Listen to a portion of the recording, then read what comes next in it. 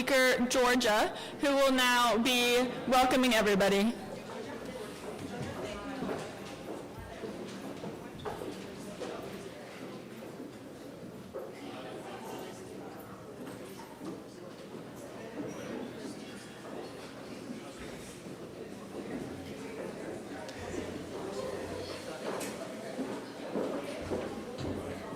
Good morning. Before I say too much, I want to just recognize our musicians who actually need to leave at this moment, so I just want to thank them for their music.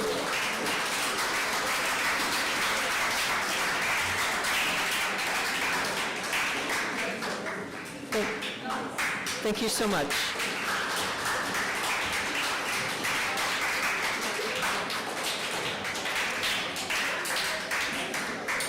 So good morning to everyone. Welcome, bienvenue. My name is Dr. Georgia Hall. I'm the interim executive director of the Wellesley Centers for Women, and we are so happy to have you here with us today and grateful for all the work that went into planning your presence, the work that you did to plan your presence to be here with us at this special gathering. The Wellesley Centers for Women is a research and action institute of Wellesley College that is focused on women and gender and human well-being. That is how we do our work, through high-quality research theory, action, and action programs. As one of the nation's premier colleges, Wellesley College is unparalleled in educating path-breaking women in every area of work and service. We are a diverse community living and learning together on one of the most beautiful college campuses in America, and I hope that you can enjoy that part of your visit to Wellesley College today also. We truly welcome you here today. I want to acknowledge that Wellesley College is built on ancestral and traditional land of the Massachusetts people. We honor and respect the enduring relationship between these people and this land, as well as the strength of indigenous culture and knowledge. I wish you all a very successful and reflective time here as you engage with each other and the music, thank you, and the art as you explore Mother's soft power in peace building and foster global networks of people who are committed to justice, to human rights, and to freedom. I'm going to turn the program over now to Wendy, who has some announcements to make, and then we'll start our goodwill messages.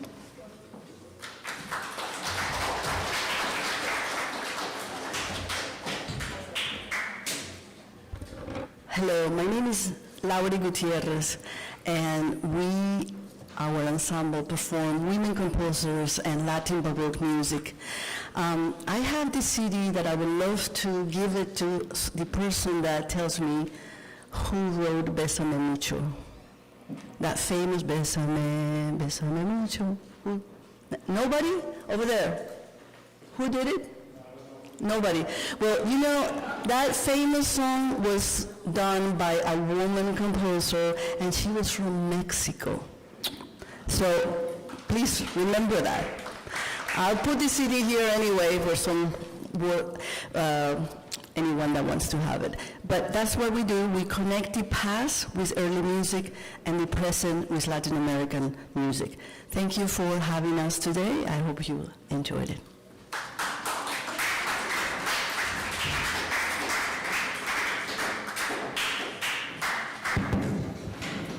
Good morning, everyone. Welcome. I want to see bright, shining faces. Good morning, everyone. Good morning. Welcome. I'm so happy to see you all here today. And it's been taking so many months of planning. And first of all, I'd like to have all those of you who helped in small or medium or large ways to get us here today without pay. If you could stand up so we could clap for you. So everyone, I see you all. Stand up.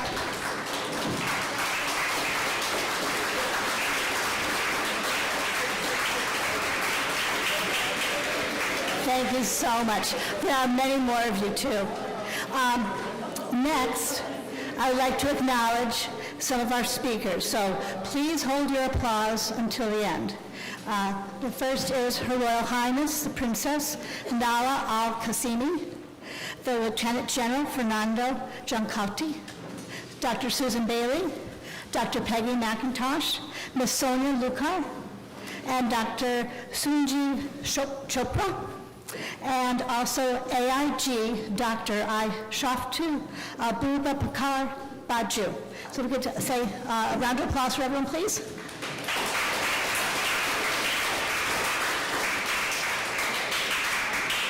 A few quick announcements. If you have any questions or comments or concerns, find me or someone at the front desk. They'll help you.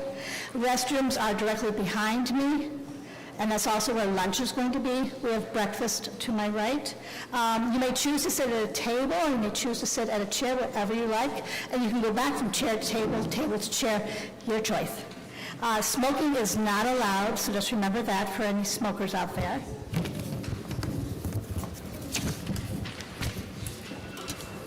And last, today is only the start of something larger.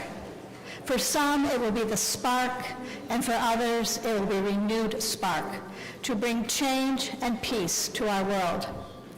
Now more than ever, we must stand up, demand equity, honor our differences, pay attention, help those in need, speak out, believe in ourselves, and be the change. Thank you.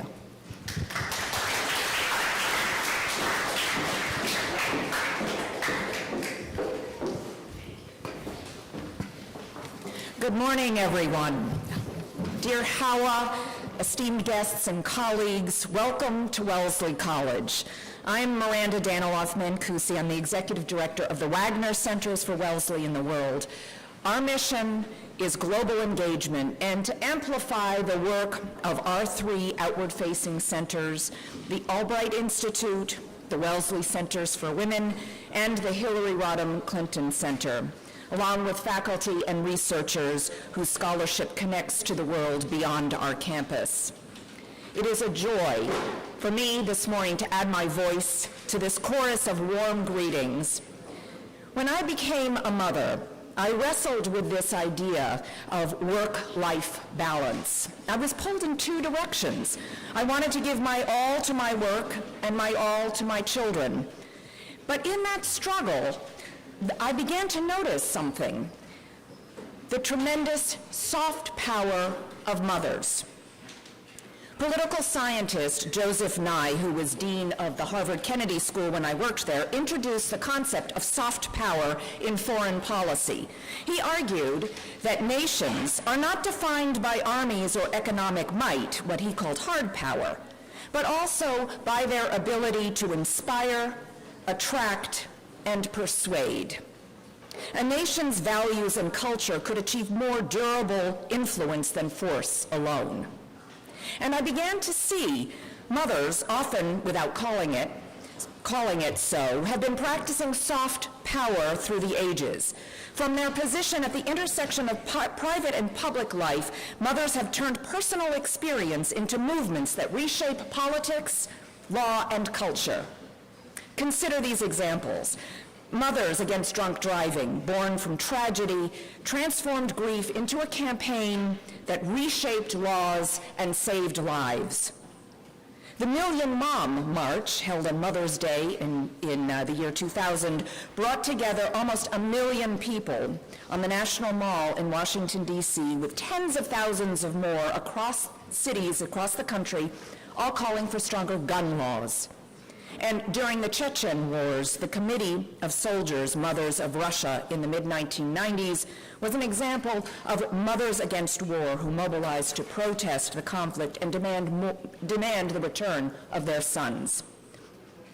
These examples remind us that soft power is not only the tool of diplomats, it is also the lived strength of mothers.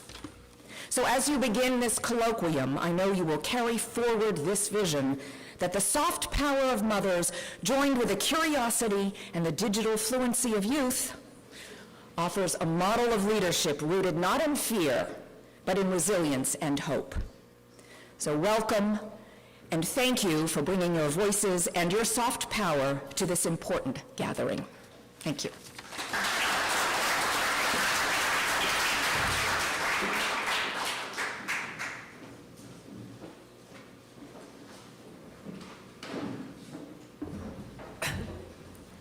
Good morning. My name is Katie Michaels, and I am the program director at the Albright Institute, one of the sister institutes of the Wellesley Centers for Women.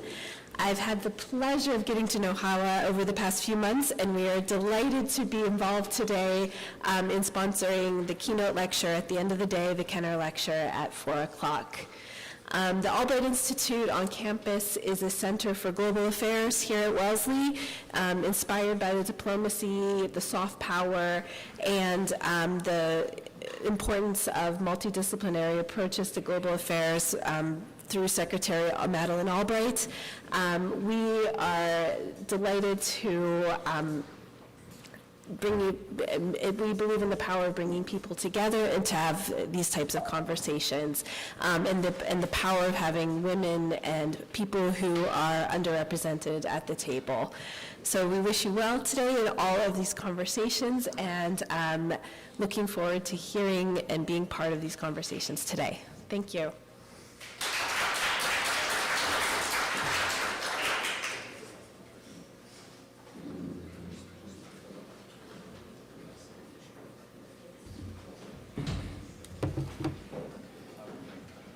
So, good morning, distinguished guests and friends. My name is Li Chen, and it's a great honor to welcome you and share my best wishes. As many of you know, this year marks the 30th anniversary of our Beijing Conference on Women. And so, as a person who lived through that period, I'm delighted to see that this colloquium is both a continuation of the conference to develop women's power and women's rights, but also as a new chapter to leverage the soft power of mothers. I'm a man and a father, so I don't really have a lived experience of a mother. But I do see and feel the impact of maternal soft power, both individually and collectively. So on a personal level, I can see that mothers are first in line in fostering trust, hope, and love in their children. And on a community level, we see mothers to often lead in as role models in countering violence and extremism. So we live in a world of rising geopolitical tensions. So it's really timely that in the next 3 days we will learn and discuss how to leverage mother soft power to translate the soft power into policies and practices to lead sustainable peace. And this colloquium will not only honor motherhood itself, but also promote the collective will of mothers to build a peaceful future together. So it will be an exciting journey, and let's embark on it together. Thank you very much.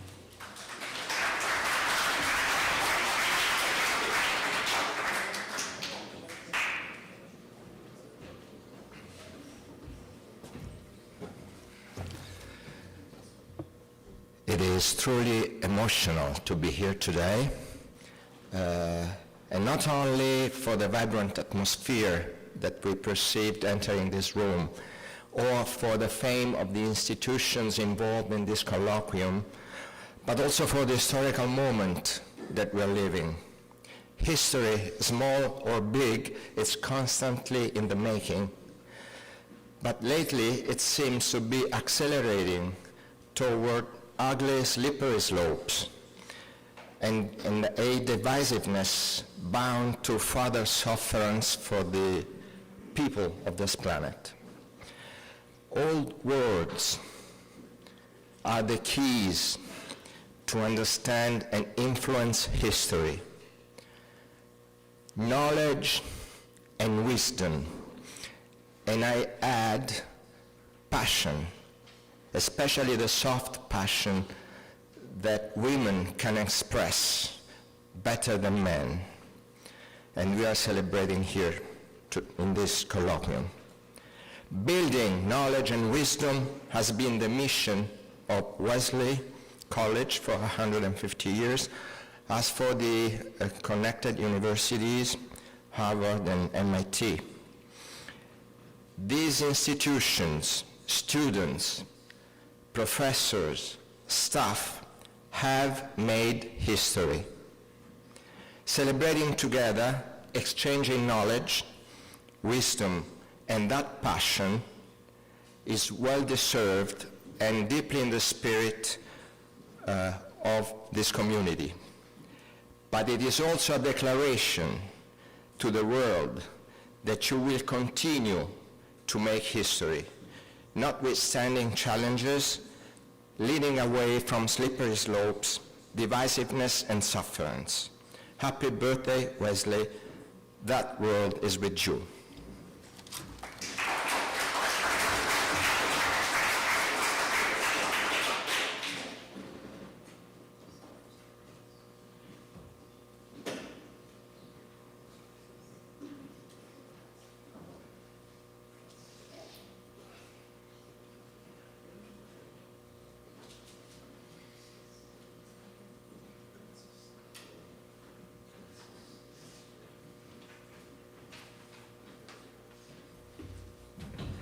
Good morning. My name is Arlene Lieberman, and I am the secretary of the Peace Institute. We owe this colloquium in the Peace Institute to the vision of Hawa Ibrahim. When I think of Hawa, I think of someone who is a living example of how to make the impossible possible. How does a girl who grew up in poverty in a remote village in Africa grow up to be a lawyer, an Oxford scholar, a Harvard professor, an ambassador to the European Union, and a world-famous international human rights figure? This took remarkable courage and vision.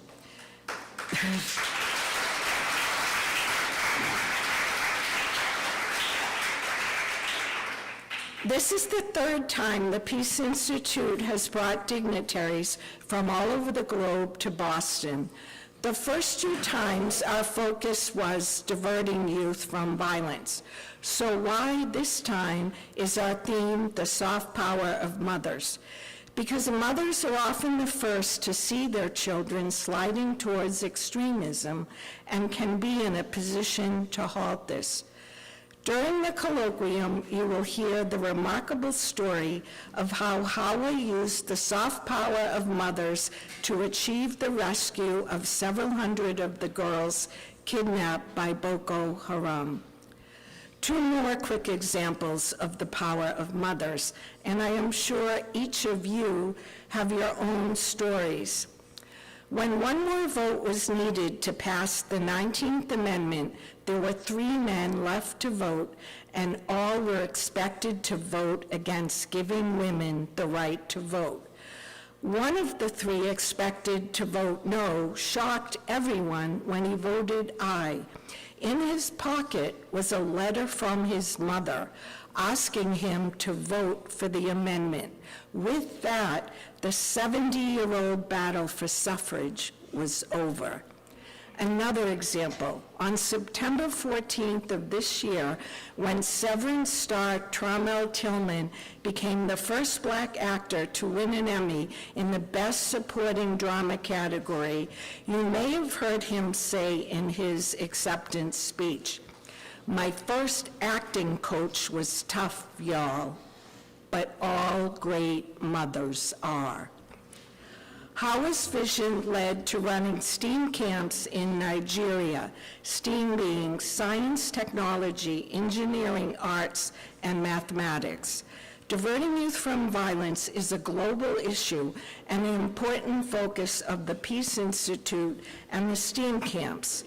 Hawa understands that if you don't want youth to turn to violence, you need to give them education, skills, opportunity, and hope. One of my favorite STEAM camp stories is how the girls reacted when told about the egg drop activity, which includes creating a design that will keep an egg from breaking when dropped from a 2-story height. The girls laughed so hard they covered their faces to hide their laughter. But when they succeeded, this left them with a powerful example of how they could face a seemingly impossible task and make the impossible possible. And if they can do that here, then like their inspiration, Hawa, what can't they do?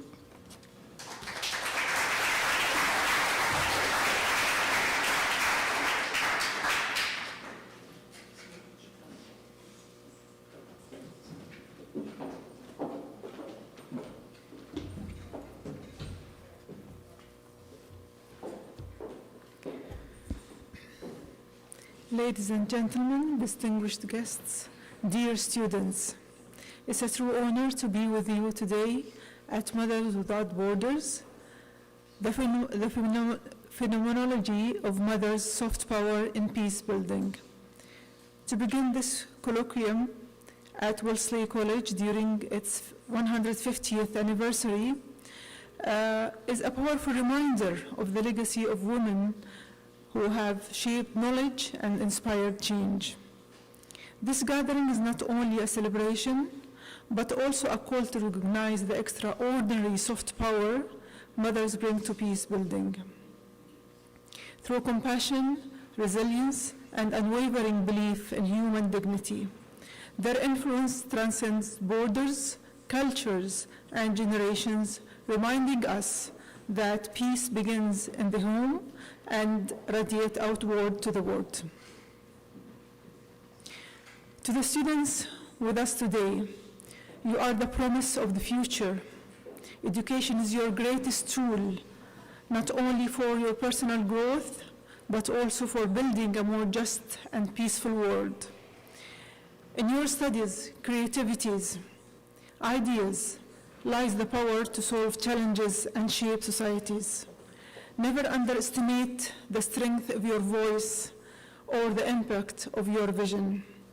As we begin this journey of dialogue and reflections, let us be inspired by the stories we will hear and commit to carrying forward the message that peace, grounded in empathy and respect, is possible.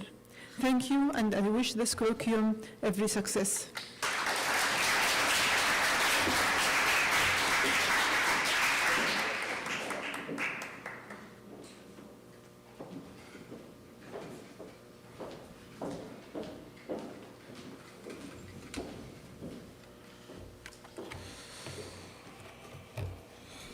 Good morning to you all. I'm Mohammed Nazir Halaru, the Director General of Kano State Investment Promotion Agency. I'm here standing for His Excellency Governor Abba Kabir Yusuf, who is unavoidably absent, but asked me to represent him and extend his greetings to this very important colloquium. Kano is one of the most populous states in Nigeria, whose population is that of, or more than New York and Massachusetts combined. Distinguished guests, esteemed colleagues and fellow colleagues here, I bring the warm greetings of His Excellency Governor Abba Kabir Yusuf to this Motherhood Colloquium on peace building.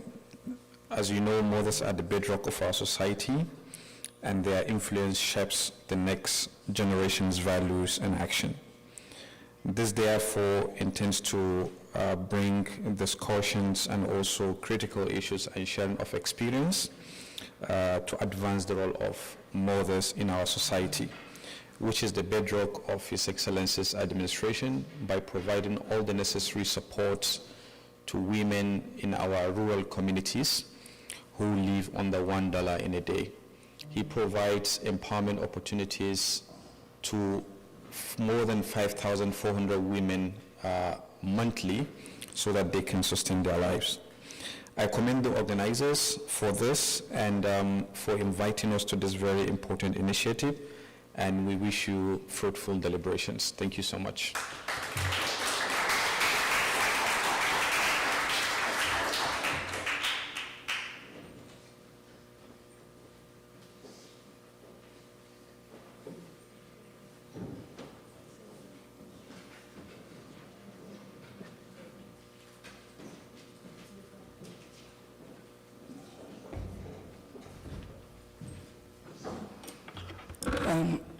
Good morning, distinguished guests, ladies and gentlemen. I am Aisha Abubakar Baju, MNI. I am an Assistant Inspector General of Police, the Nigerian Police Force, standing before you, not just as a police officer, but as a woman, as a mother. I bring you warm greetings of the Inspector General of Police, who actually, when the invitation was sent by my sister to attend this, he found that it's quite important for me to attend, to participate in this colloquium on the phenomenology of mothers soft power in peace building.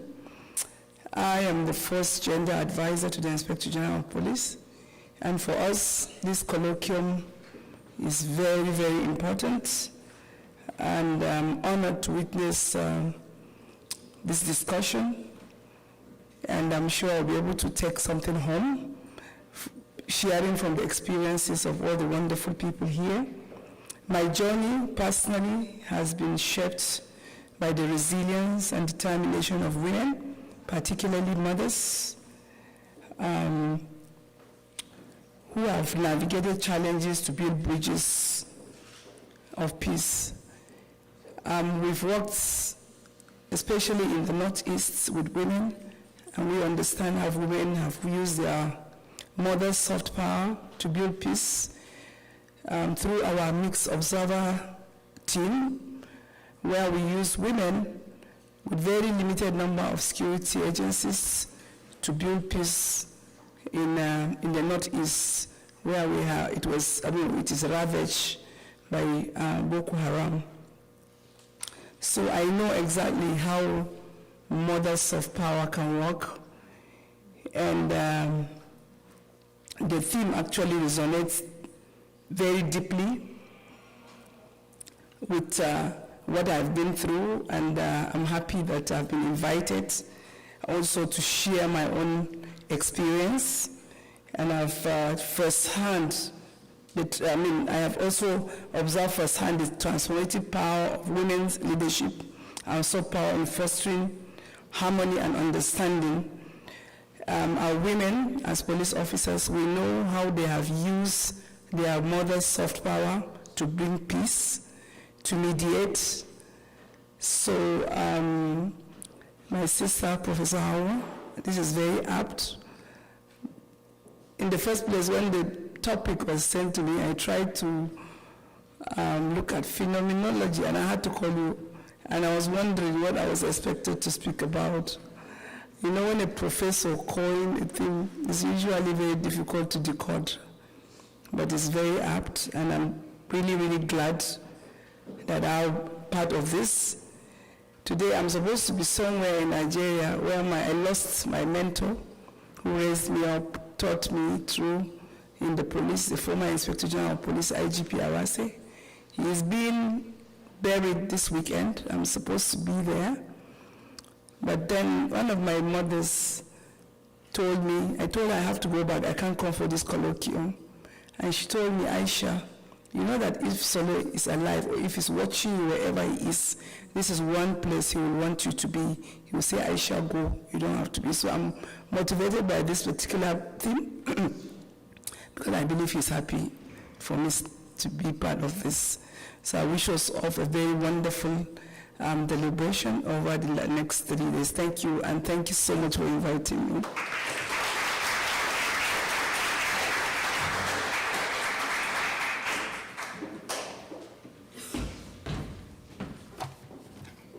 Hello.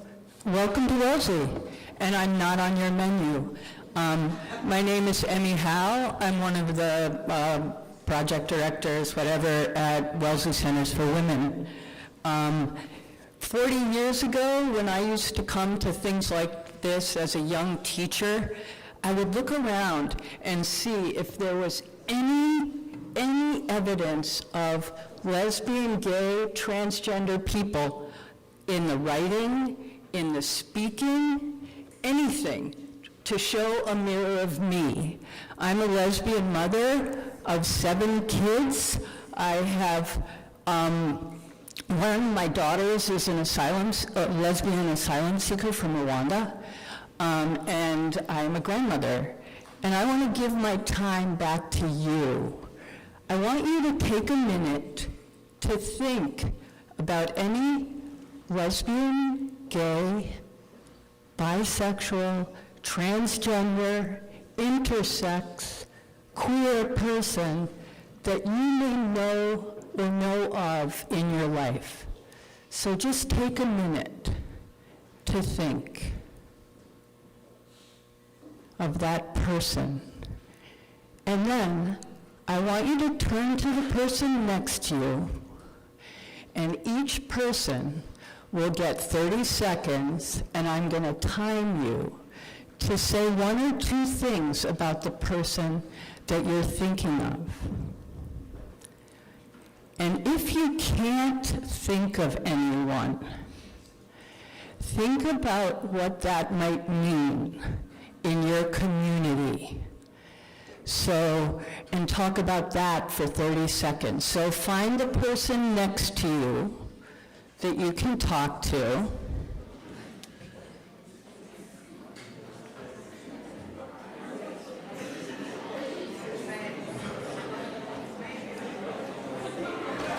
Decide who the first speaker is going to be.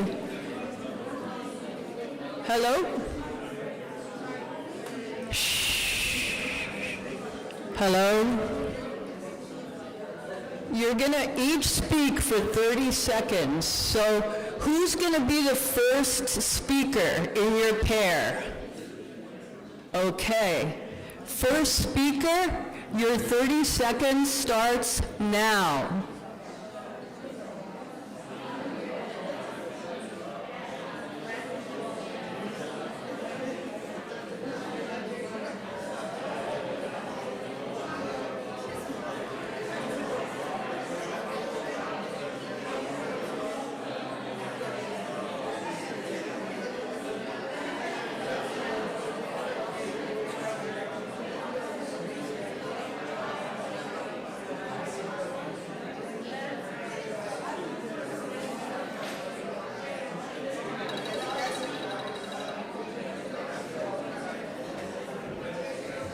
Wind up your thought. Wind up your thought. First speaker. How are you doing? Are you calling a lot of people into the room? A lot of queer people? Can we feel them all in here? Second speaker. The next 30 seconds is yours.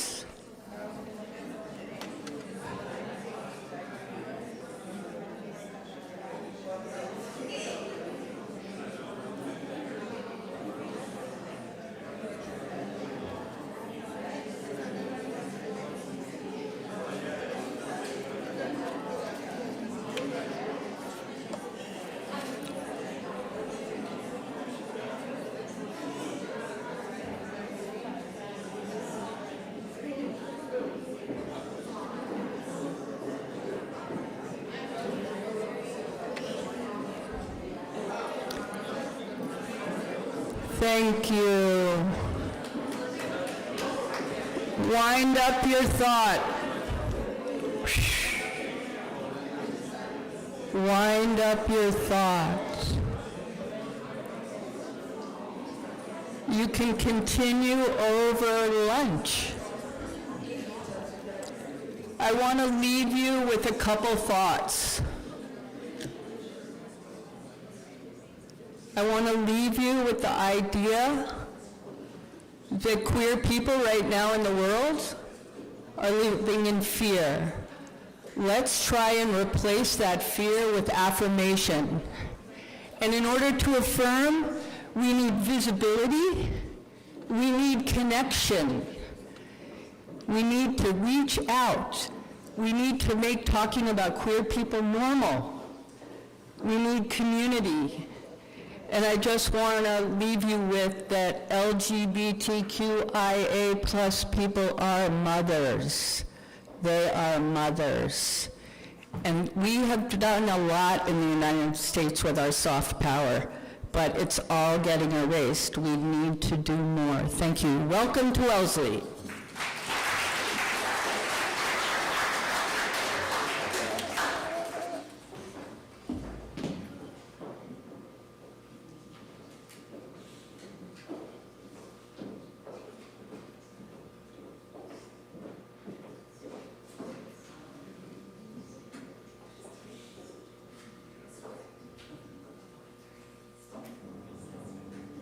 Greetings. I'm Dr. William McLean, 16th President of the University of Liberia, located in Liberia, West Africa.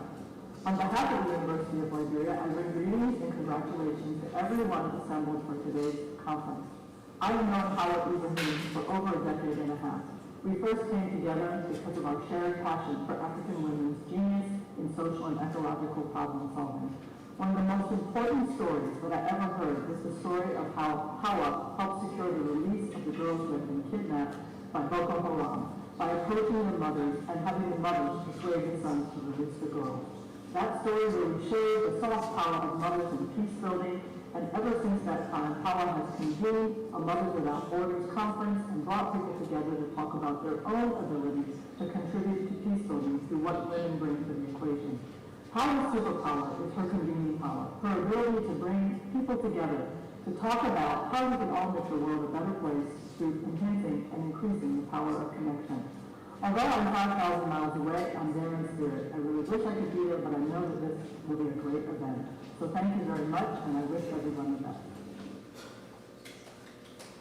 Hello, my name is Ahmed Yombo, the General Dozo from northern Nigeria, Australia.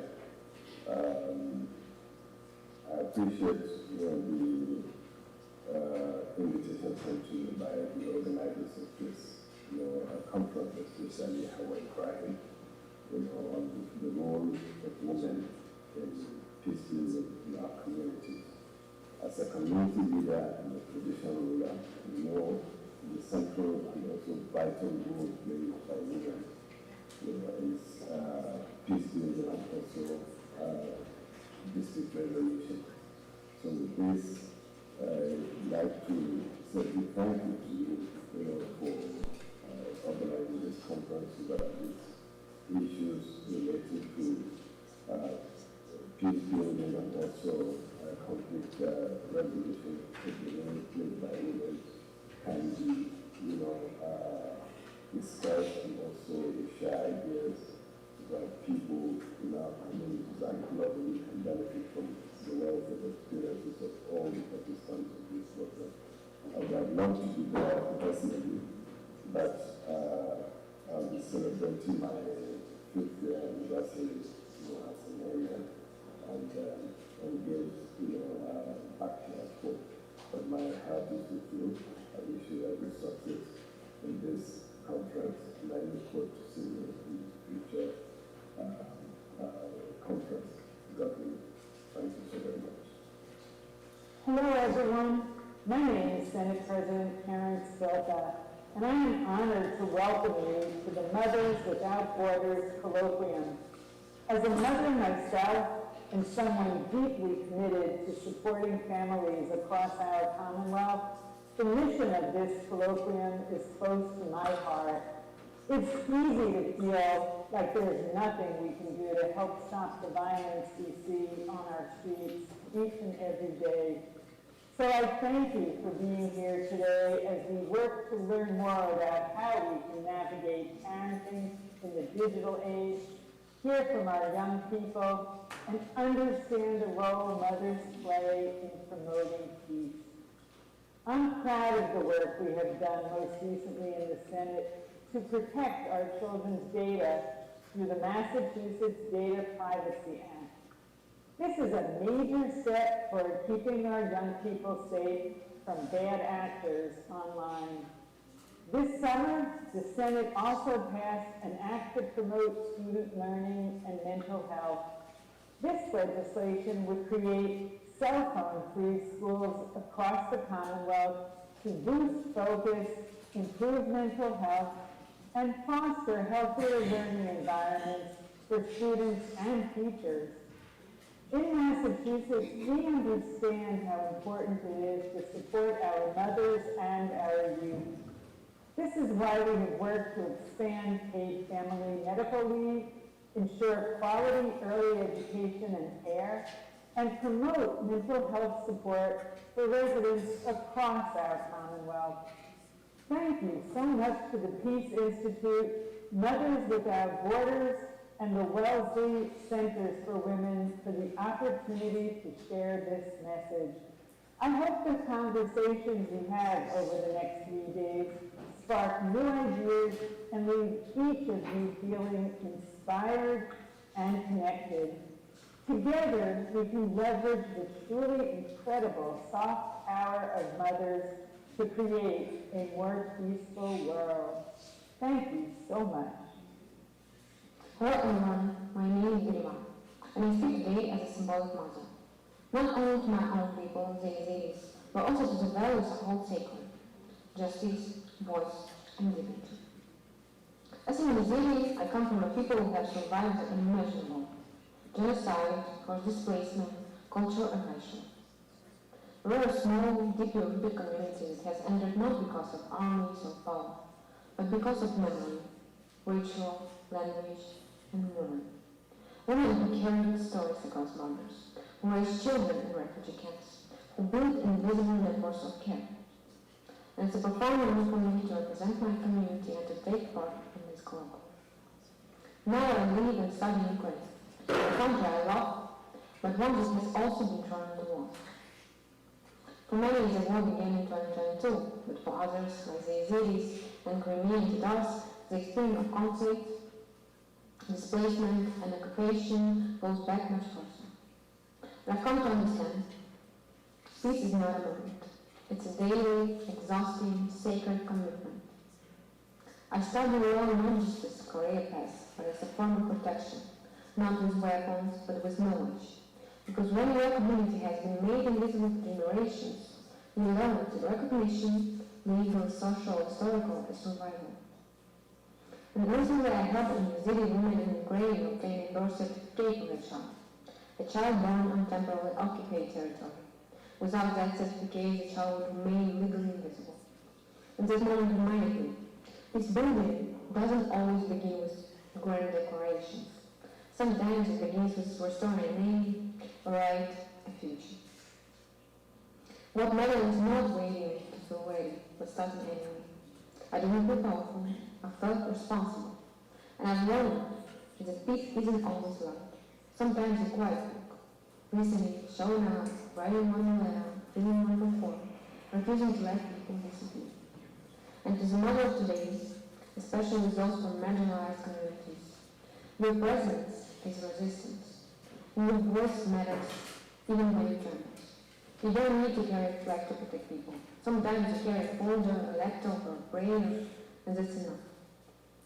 We carry not only the pain of our people, but the blueprints of healing. As a Yazidi, as a Ukrainian, and as a woman, I believe peace begins when we refuse to disappear. When we reclaim our names, our languages, our dignity, and use them to lift others, one by one.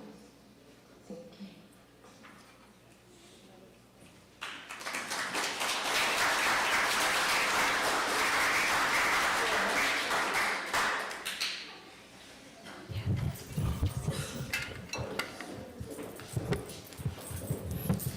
Check. How's everybody doing tonight? Today. This is early. Let's raise our voices together now in peace and chant with me, okay? I think it's time for Hard Power to take a sabbatical. All right. Yeah, that's perfect. Yeah. ha. Hello.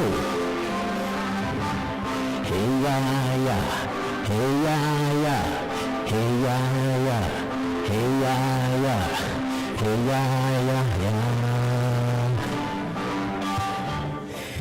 Hey ya ya, hey ya ya, ya. Hey ya ya, hey ya ya, hey ya ya. Come on. Hey ya ya, let me hear you nice and loud. Yeah, it's very simple, right? Hey, hey ya ya, hey ya ya, hey ya ya. That's good. Now let's go.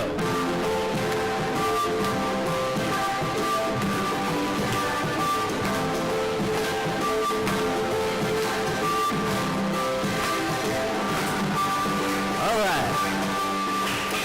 War upon the earth, such a wicked thing. Children dying young, like the leaves of spring. In the lives we take, in the grave we take birth. To hate, what's present in the essence of the innocent, innocent. Embrace the blessings you've been given to forgive your sins. And in the silence of the violence, a call of peace will be found. A peaceful warrior we love in the numbers. Come on. There's name to honor, a peaceful warrior leading with love. The nurtured light and then the touch is stronger. The power we need is deep and it resides in us. Yeah, yeah. A peaceful warrior leading with love, a nurtured light, a gentle touch is stronger. The power we need is deep and it resides in us. Now chant with me, people, come on. Hey, hey ya ya, hey ya ya, hey ya ya, hey ya ya, hey ya ya, hey ya ya. Oh, oh, oh, oh. Hey ya ya, hey ya ya, hey ya ya, hey ya ya, hey ya ya, hey ya ya. Now let's build a bridge of hands across the lines we've drawn. In the heart of the war we will rise from the storm. Building peace where the fire was once born. Now all you gotta do is be present in the essence of the innocent, innocent. Embrace the blessings you've been given to forgive your sin. And in the silence of the violence, a peaceful warrior leading with love. Come on, it's in the numbers. A nurture night to tune the light against the touch is stronger. Mother's name to honor her. Now nice and loud now for me one time, yeah? Come on. Hey ya ya, hey ya ya, hey ya ya, hey ya ya, hey ya ya, hey ya ya. A little louder, come on. Hey, hey ya ya, hey ya ya. In the back, hey ya ya, hey ya ya, hey ya ya, hey ya ya ya. We are soon a peaceful warrior leading with love, a nurtured light, a gentle touch is stronger. The power we need is deep and it resides in us. Yeah, yeah, a peaceful warrior leading with love, a nurtured light, a gentle touch is stronger. The power we need is deep and it resides in us. Yeah, yeah. Hey, come, hey, yeah, yeah, what, huh, oh, yeah, oh, I love it, I'm feeling it now, come on, oh, yeah,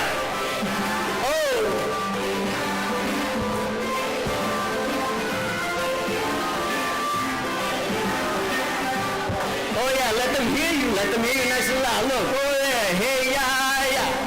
Hey, yeah, yeah.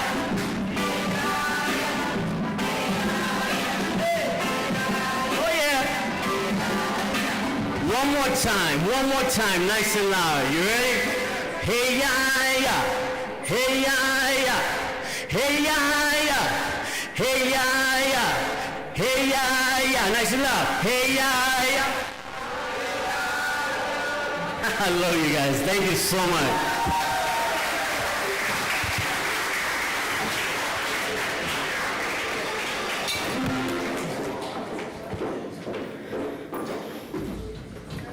Okay, thank you so much, Ray, for that amazing presentation. I now have the incredible honor to introduce Peggy McIntosh. She is an American feminist, anti-racism scholar, and public speaker. Dr. McIntosh is the founder of National SEED, Seeking Educational Equity and Diversity Project, on inclusive curriculum. As senior research scientist at the Wellesley Centers for Women, she directs the Gender, Race, and Inclusive Education Project. She was inducted to the Women's Hall of Fame in 2023 and was awarded the Harvard University Graduate School of Arts and Sciences Centennial Medal of 2021. So I now welcome Peggy to the stage. Thank you very much.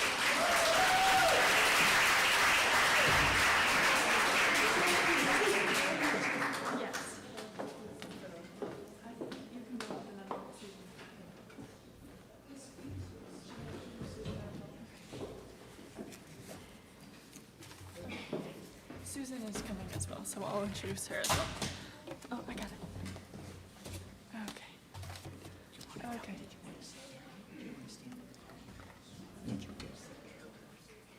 Does Susan see her?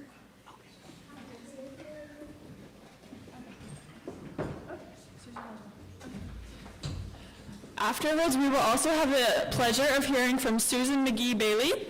Susan served as Executive Director of the Wellesley Centers for Women for 25 years. She graduated from Wellesley College, received her PhD from the University of Michigan, and a postdoctoral fellowship in public health from Johns Hopkins University for work in Columbia. Before returning to Wellesley, she directed the Policy Research Office on Women's Education at Harvard and Radcliffe. Her major research interests focus on gender, fair public policy, education, and women's rights. Thank you, Susan.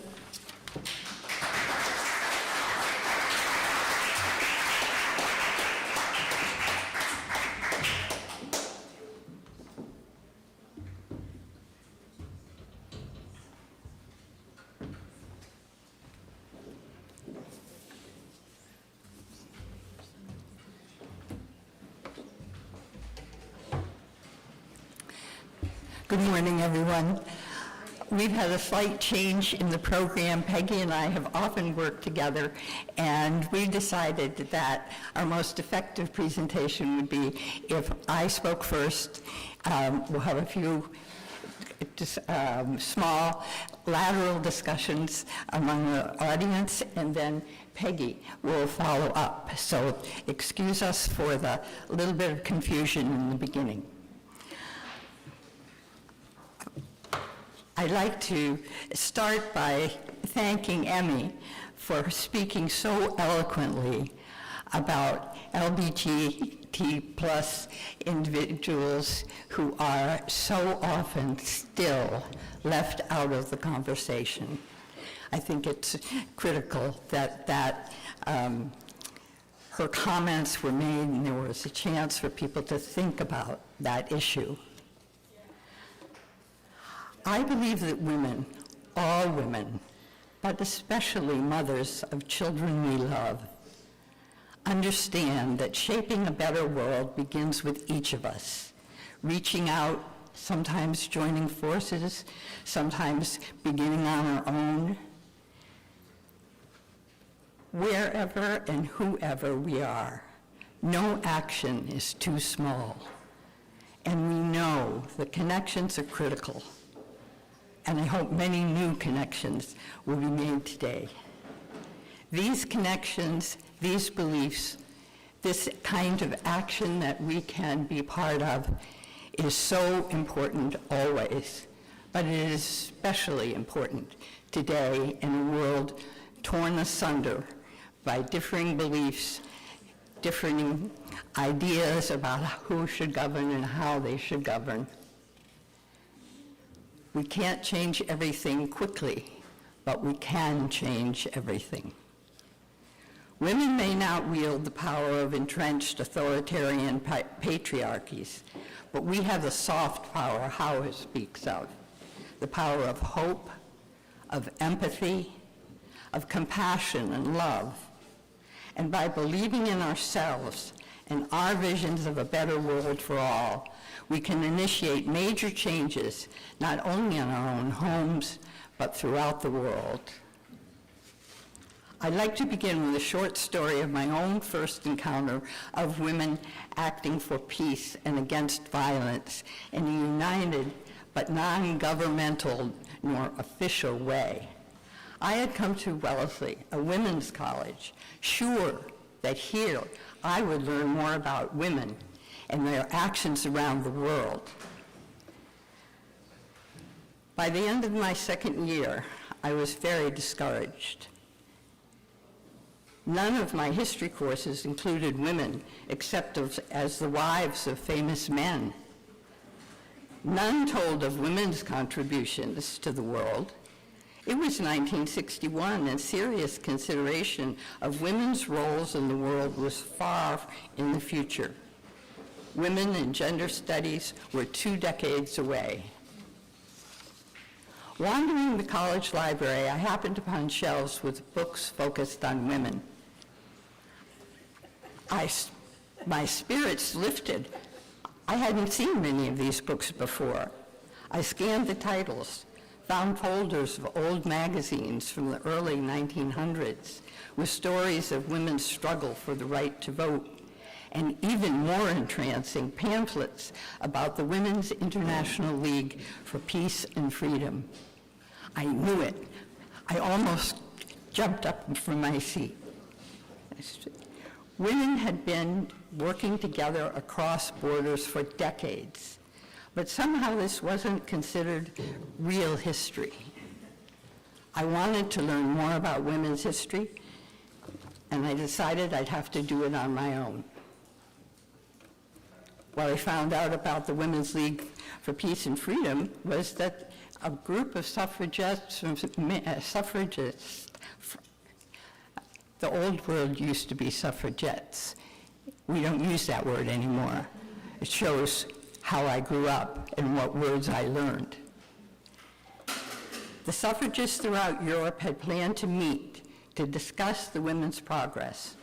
But as World War I broke out, their plans were disrupted. They never met.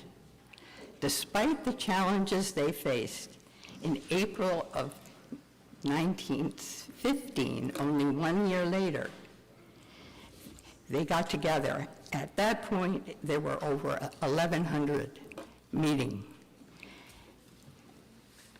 and they came from 12 different countries. Their goal was to develop mediation strategies to end the fighting and ultimately to eradicate the root causes of war. Unfortunately, war is still with us, but the League continues with chapters in 40 countries and has been a force behind the 4 UN conferences held between 1975 and 1995. These 4 conferences united the international community behind a set of common objectives and a plan of action for the advancement of women everywhere. I was lucky enough to attend 2 of these meetings, and I'd like to set the stage for our meetings here today by giving a very brief overview of those conferences and what they accomplished. Of course, they didn't accomplish all the things they hoped to do.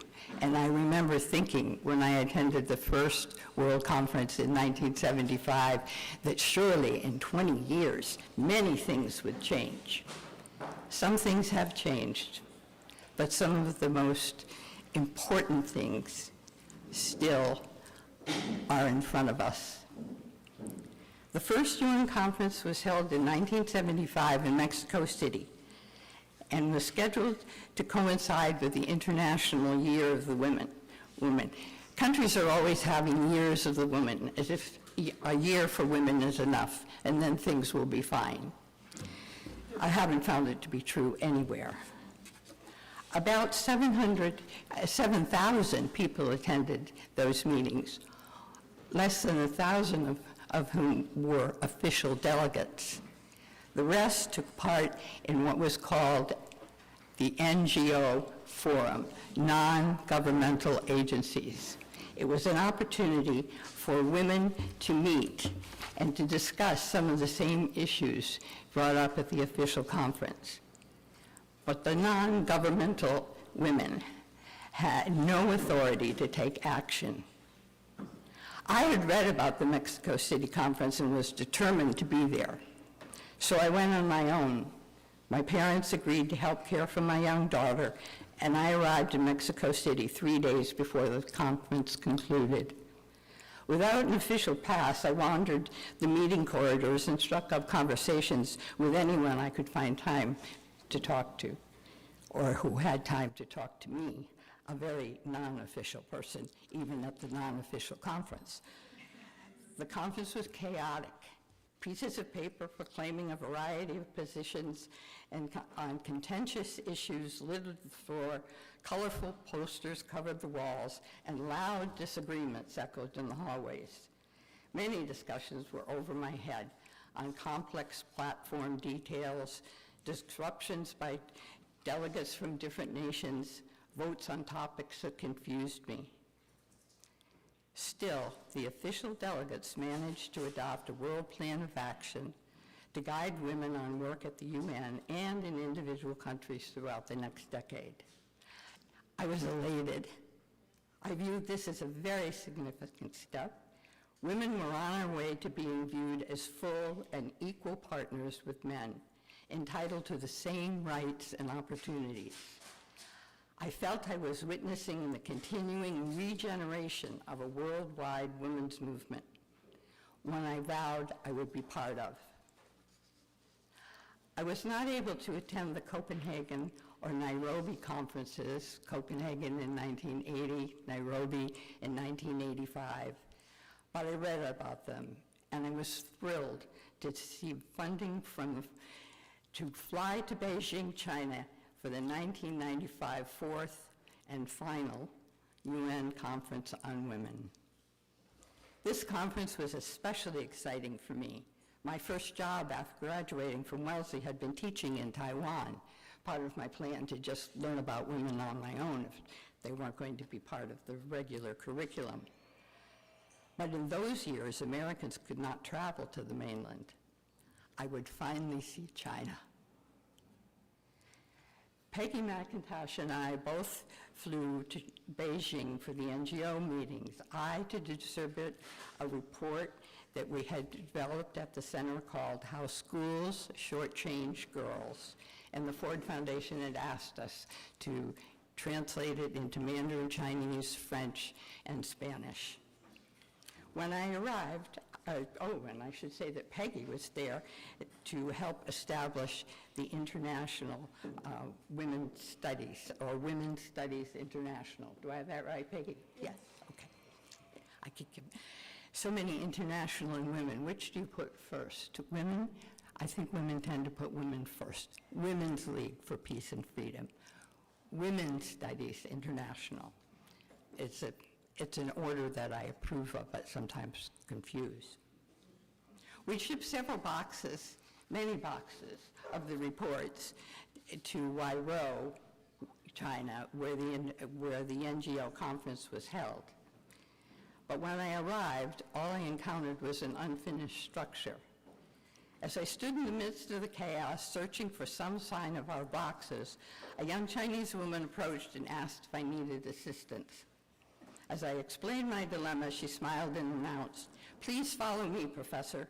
There are no worries. We will go to the warehouse." We walked past tents set up for various events with bright national flags, banners protesting violence against women, women proudly attired in the colorful variations of their national dress, We have some pictures up there that give you an example of that, and as I look out here, I see similar variety. It's exciting.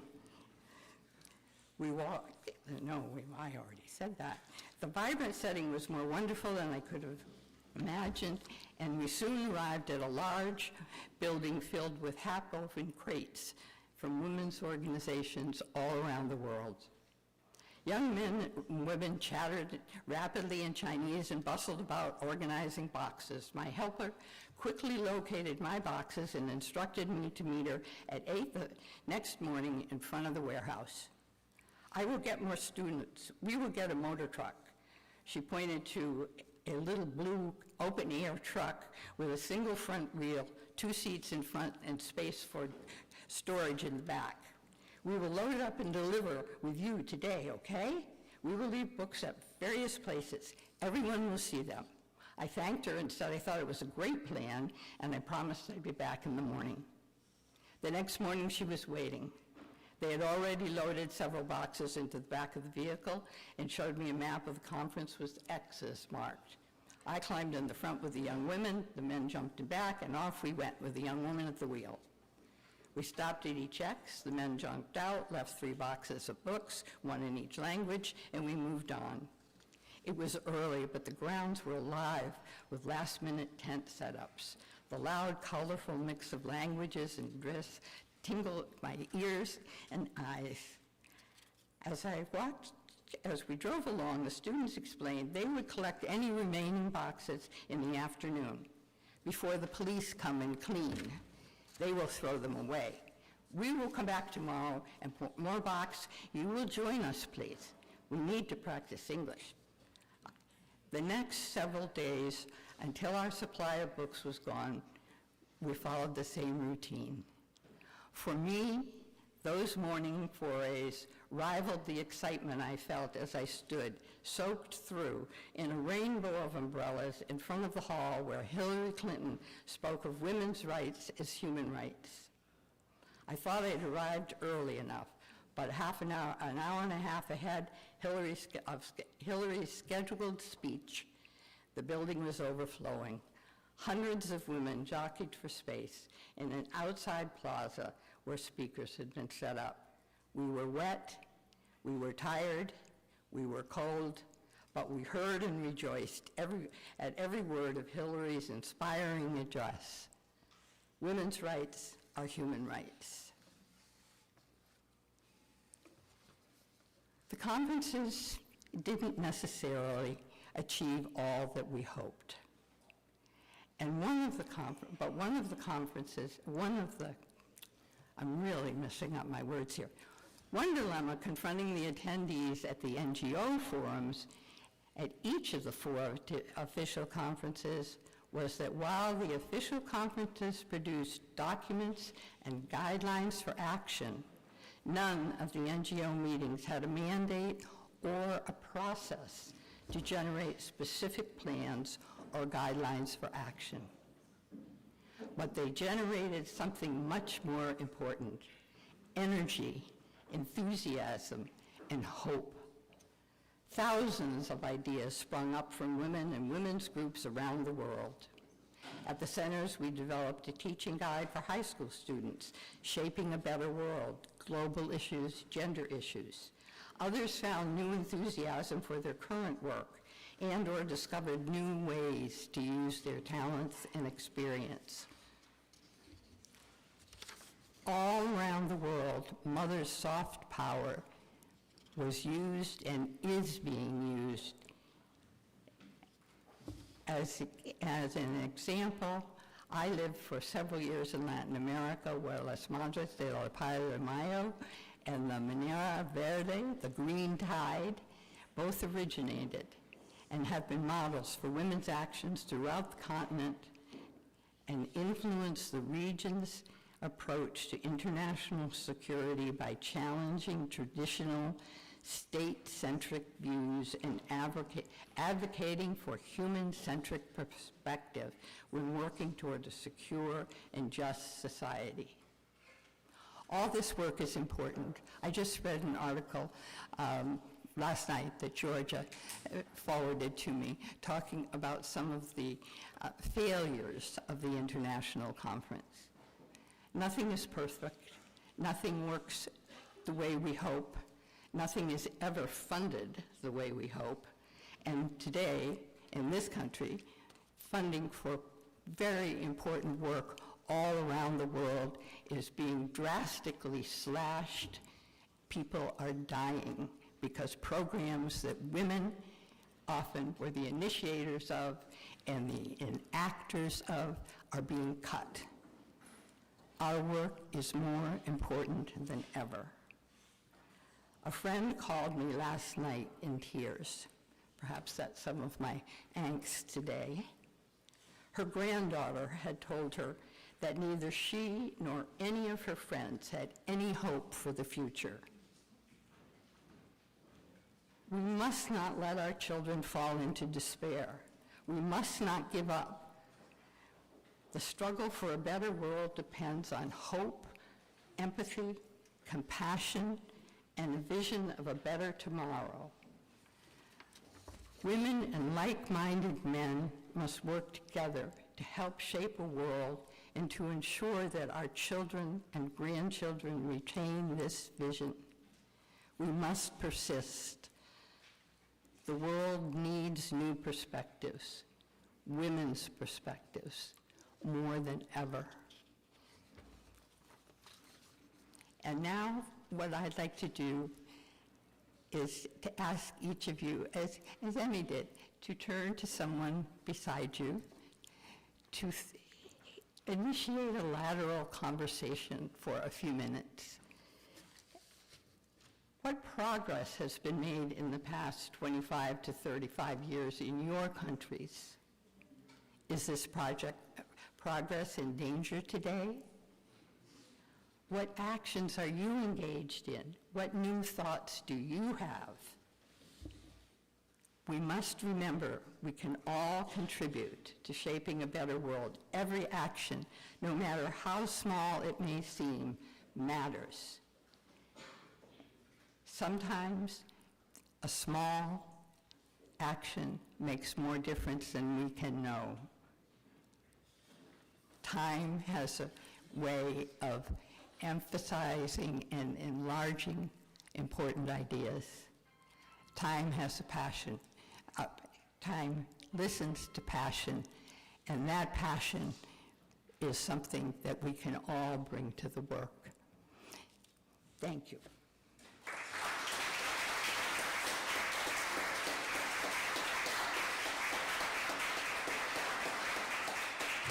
So let's just, oops, sorry.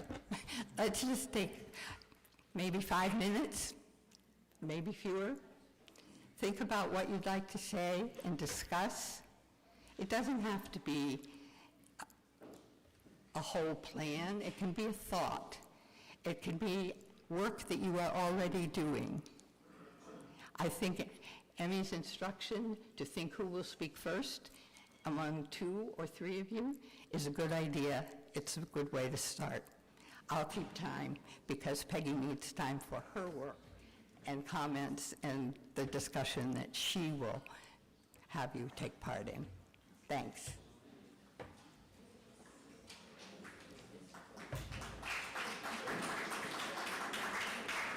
If you're clapping, clap for yourself. Talk about your ideas.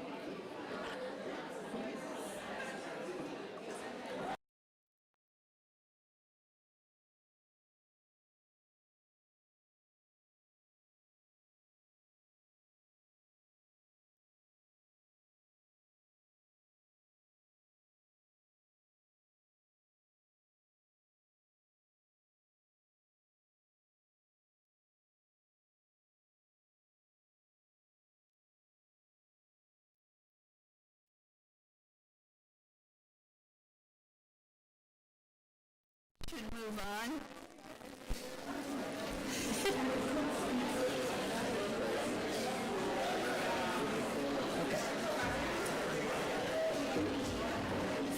Thank you all very much for engaging in short conversations. I hope it fostered. This one? This one? Okay. All right. I've been trying to test the mic to see if you can hear me. You can't hear me?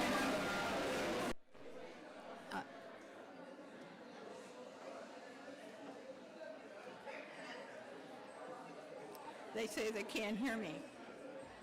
Can you hear me when I'm speaking? Okay.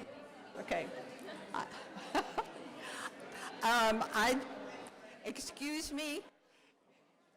In some ways, it's always a pleasure to interrupt conversations.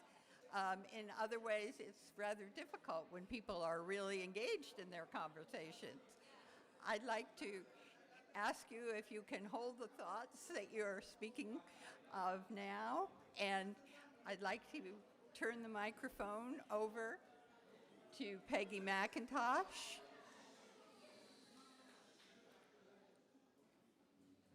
Okay. I think you had the magic clap with your finger today. I'd like to turn the microphone over now to my esteemed and much loved colleague, Peggy McIntosh. Thank you.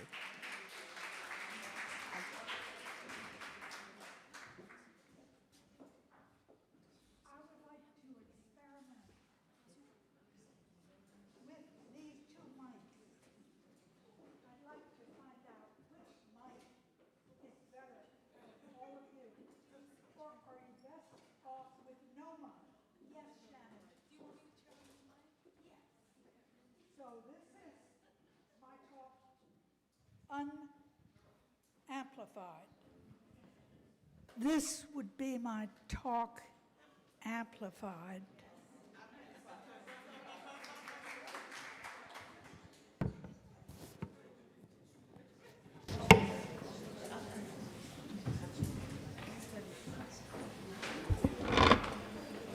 And this would be my talk amplified with this mic.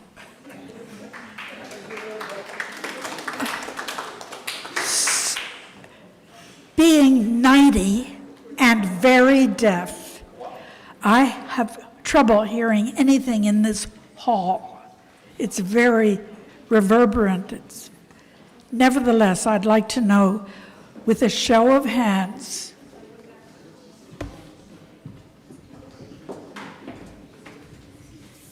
do you prefer that I speak without a mic? No. Put your hand up if you prefer that. Whatever you're comfortable. Identification with authority. Put your hand up if you'd rather have me speak without a mic. Just one person. Okay. Now, Shannon, is this on? Yes, it is. Please put your hand up if you prefer this mic.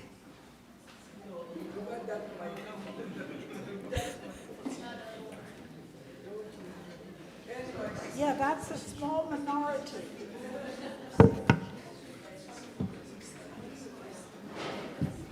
So, part of a family, in school, in any setting, there's a chance. My guess is that all of you know what it's like to find your development through the development of others. And I have found it pretty thrilling in 4 ways, and I will tell you the 4 ways in which I have used my power to share power, to be relational, not simply well-known. The first is very daily.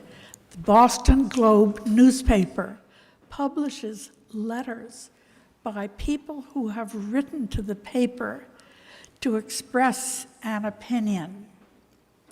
If I like what this brave person has said, then I'm likely to find out where they live. You can do that through the app called White Pages in this part of the world. And I write them by hand a letter of appreciation of what they have said, and I applaud their bravery in saying it. And then I use an envelope. For the older generation, this is standard. For the younger generation, you may wonder, what's an envelope? Then you put onto it a stamp. And then you put a return address on the upper left or the back of the envelope. And you mail it to the person who wrote that letter. That is being a relational self. It empowers the person who wrote. And I love doing it. So just about every day I do it. Do I write only to women? No. Sometimes I write to men. Good men who have also been brave in writing to the paper and making themselves public with their town and their name. A second way in which I have found great pleasure in working for the decent survival of everybody through relational work. When I'm invited to speak on my work at a university or school, I ask the people who invited me, I say yes, but I would like to co-present with one or more people whose skin is darker than mine, called in the United States culture people of color. I would like to share this platform that you're offering me in 3 ways. I'd like to share the time, the money, and the publicity. The third one is the hardest to arrange. People who publicize speakers tend to give a long biography to the person who's come from outside, and only a short biography, if any biography, about the person on the site who is welcoming them and beginning the session. So I ask for equal space. Why? The aim is to empower those who are in place, local, and maybe overlooked, in the presence of an outsider coming in and getting the big lights. Now, it's hard to arrange this with people who are in the Office of Public Relations, who are in the Human Relations Office. They're used to giving a spotlight to the outsider. It isn't fair. So I spend time editing the program so that we get equal time. And that's harder than getting the host institution to split the money between us. They're surprised at that, but they do it. And then the co-presentations are so much richer when we share the time. And I like the time in New York City when they decided, all right, if you insist on co-presentation, these 17 students would like to co-present. And 17 students did co-present. They each took a couple of minutes, and at the very end, I weighed in. I came in with 2 or 3 minutes, and the students loved it. They got to hear each other, not only the outsider. Third, there is a method that I have devised that shares power. At tables like these, 6 to 12 people speak in turn, one after another. That's why it's called serial. In a series, 6 to 12 people answer a question asked by the person who's leading the session, he or she must have the talent to set a question that everybody can answer with their own experience. Because I consider your own experience as your soul. And nobody in the universe has your experience. You are the sole person in the universe who has your experience, and that is sacred, and that is yours. So in serial testimony, you speak from your experience, not your opinions. So let's say the prompt has to do with what you're feeling right now about being in this session. And the timing is each person will have 1 minute. The rules include staying within your time, not mentioning anything that anyone else has said, and that means not arguing, not having an argument. You testify in serial testimony by 1 minute of your own experience. Your role is to speak and to be heard and not to be argued with. And at the end of the circle, there is no conclusion and no summary, so nobody's comments are left out. What you learn as you go around a circle is the experience of other human beings. It's not about winning or losing. It's very different from debate. It is about being in relation to each other for the duration of the circle. I love this technique, and the final thing I want to talk about is how I figured out how I would like to get around this angering situation in which an expert from some school of education lectured us as school teachers in New York City about how to teach better. What did he know? Every year, a man came from a school of education to spend an hour of our time telling us teachers how to teach better. Never visited any of our classes, had no idea how we taught. I was angry. If we are good, of course we can improve our teaching, but how about we talk to each other about that? So how about Emmy and I talk to each other about our teaching and how it's going? And the effect of talking to other teachers about our experience of the classroom and the school and the subject matter made us expand it all.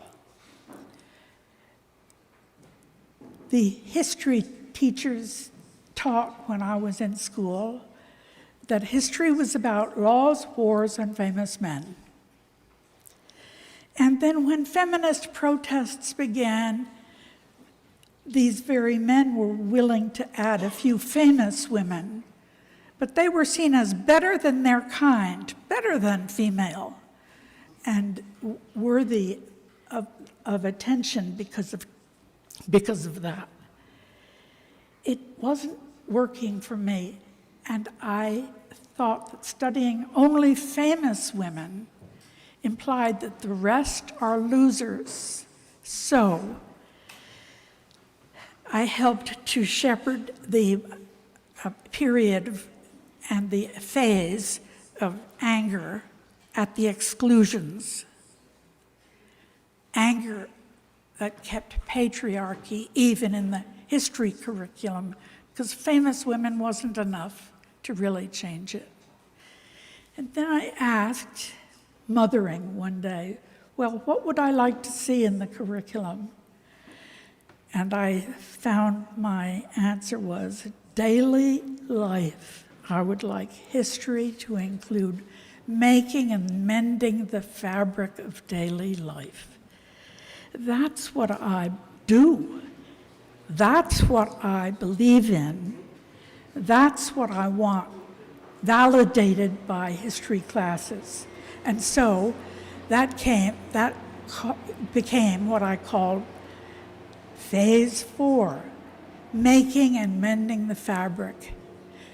And the school and the institution you're in will have its fabric made and mended if everybody is allowed to testify to their own experience. I'm going to conclude by saying that all of you who came here from other countries for this colloquium have improved the United States. And thank you.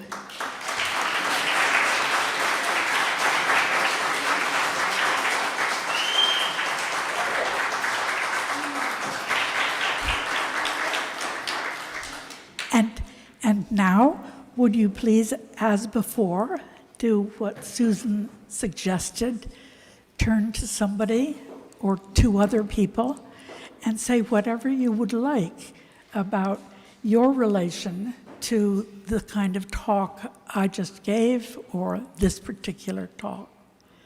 And we have that till the end of the session. Why did we abandon Q&A? That's because that assumes the speaker is the authority. We wanted to get away from that image.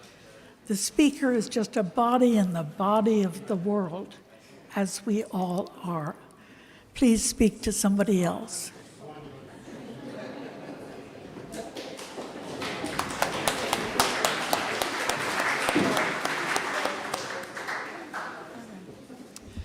If it's also okay, I'd like to invite you guys to speak to each other, but also come and speak to our incredible speakers. So Susan and Peggy, if you have any conversations you'd like to indulge in with them, or ask them any questions or anything, we will now have a break of 15 minutes until 11 o'clock. And if you guys have any questions for them, or if you'd like to have conversations with other people in the audience, we'd really love to hear more about their incredible speeches and indulge in conversations about those. We also do have coffee and snacks as well to enjoy during the break, and the bathrooms are behind. And then also, I would like to let everybody know, if you have not received a program yet, we have more printed that are on the registration table. So if you could please get a program from the registration table if you need one, and then we'll resume right back at 11. Thank you. Okay, welcome back everybody. We would like to take just a second to honor and welcome the esteemed guests who have traveled across the world to be here, and we are incredibly honored to have them in our presence. So I would like to just take a second, even though we've already heard from them, we'd like to give just a second to talk about them and appreciate and honor them, as we are very incredibly honored to hear from them in this conference. So first, we would like to introduce General Giancotti, and Gaia will be doing that very briefly, and we would like to just welcome him and say how appreciative we are that he is here. Thank you. Okay. No, I should. Okay. So, as Eliza was saying, we are very honored today to introduce to you General Fernando Giancotti. Fernando Giancotti is a retired Lieutenant General of the Italian Air Force and Commander of the Air Force Operational Command, Commander of Air Education and Training Command, Deputy Chief of Staff of the Air Force. He currently serves as President of the Center for Defense Higher Studies and is also an adjunct professor to our university in Rome Tor Vergata for the Bachelor degree of Global Governance, as well as a member of the Teachers Committee of the Defense PhD School.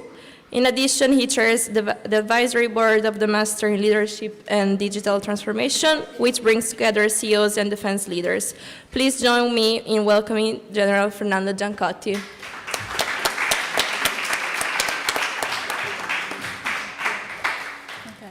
I'm now going to take a second to introduce Dr. Nala Al-Qasimi. We are very honored to have her with us today. She is a dynamic leader, educator, and changemaker with over 15 years of leadership experience across the Middle East. She currently serves as Dean of Student Services at Ajman University, where she oversees a holistic support system designed to empower students academically, socially, and personally. Under her leadership, the Deanship champions student well-being, success services, housing, counseling, and inclusion, ensuring every AU student thrives. Dr. Al-Qasimi holds a PhD in town planning and a doctorate in architectural engineering, specializing in the urban built environment. A faculty member at AU's College of Architecture, Art, and Design, she is a prolific researcher with numerous publications in Scopus Index journals focusing on sustainability planning in the built environment. She is a graduate of the UAE Government Leaders Program, Executive Leaders Track, and holds a Risk Management Assurance certification from New York. Her expertise spans audit management, risk governance, strategic planning, and youth development.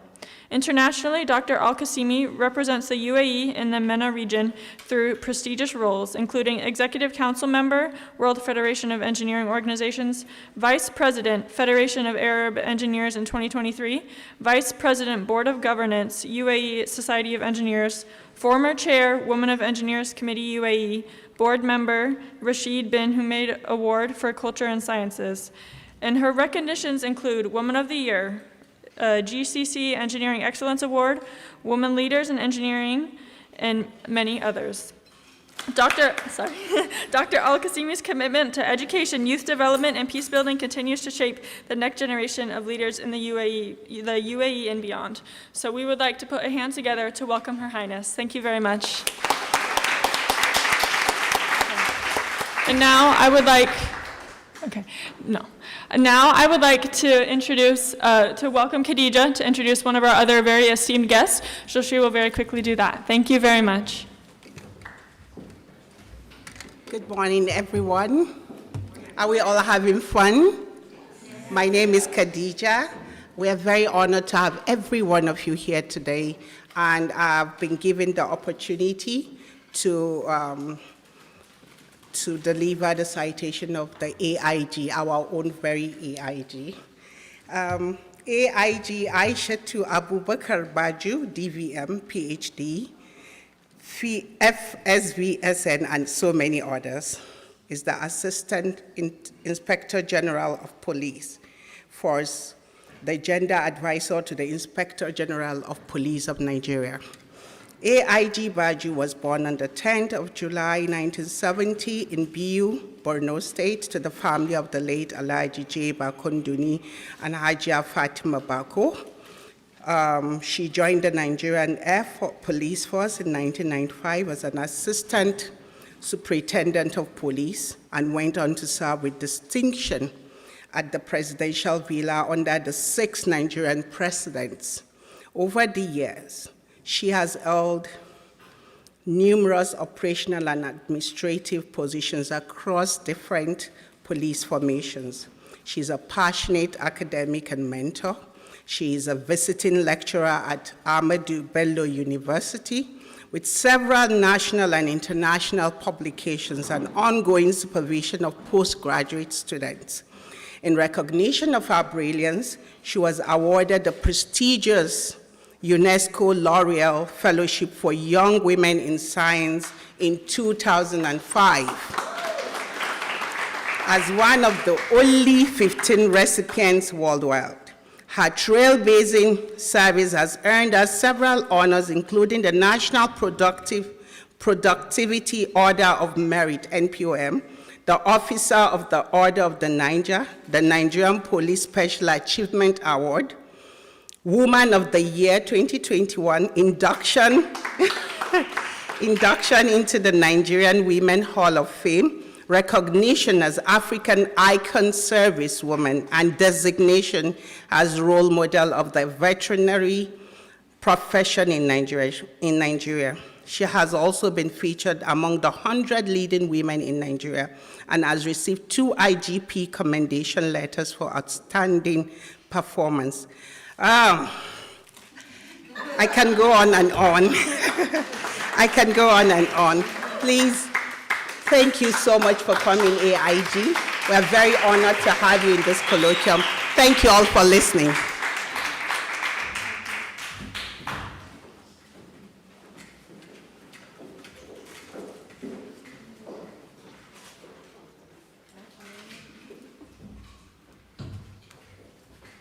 Hello, it's my pleasure to introduce myself. My name is Michelle Sweeney, and I'm here because I am a mom. That's why I was invited to come. I am a pianist and a poet and a teacher. So I'm going to share some poetry that I wrote, and hopefully it'll inspire you. Mother, a woman who knows the pleasure of a baby's laugh, the sorrow of a broken heart, the yearning for things to be better. Mother, a caretaker who ensures safety, education, nutrition, and growth. She plays and sings and reads. She listens and she knows.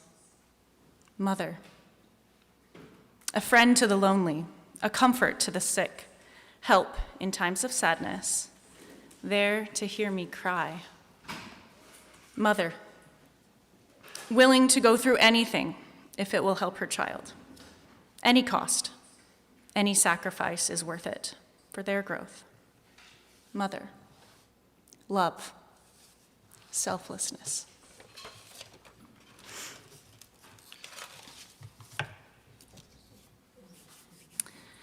The next one is called Listening. Making time to talk, sharing things that might feel uncomfortable. Looking you in the eye. This is how I care. Listening without judgment, hearing your story, giving no advice. This is how I accept. Finding quiet places to converse, walking through the woods, working out our problems. This is how I love.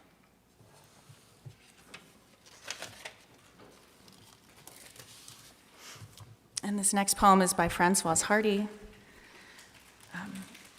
If you listen, you can hear birds sing and flowers grow. If you listen, you can hear my love for you just grow. In the silence that's around, deep peace and love are found. In the days that will be here, my love will call you loud and clear.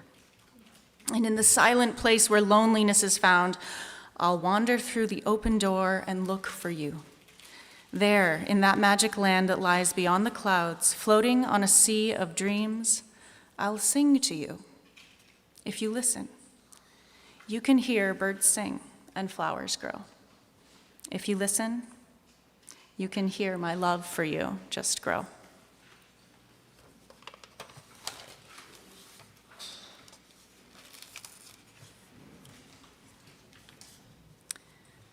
And this last one is called Will You Listen? If you can hear me, will you listen?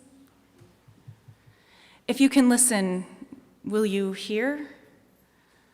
I'll share with you my story if you'll give me the time, and then I'll sit and listen to you. When you can hear me, I will tell you about my family and my home. I'll tell you my adventures and all the things I know. And then I'll sit and listen to you. Will you teach me what's important? Will you show me what is true? I'll learn from your example if you'll show me the way, while I stay and listen to you. Michelle Sweeney.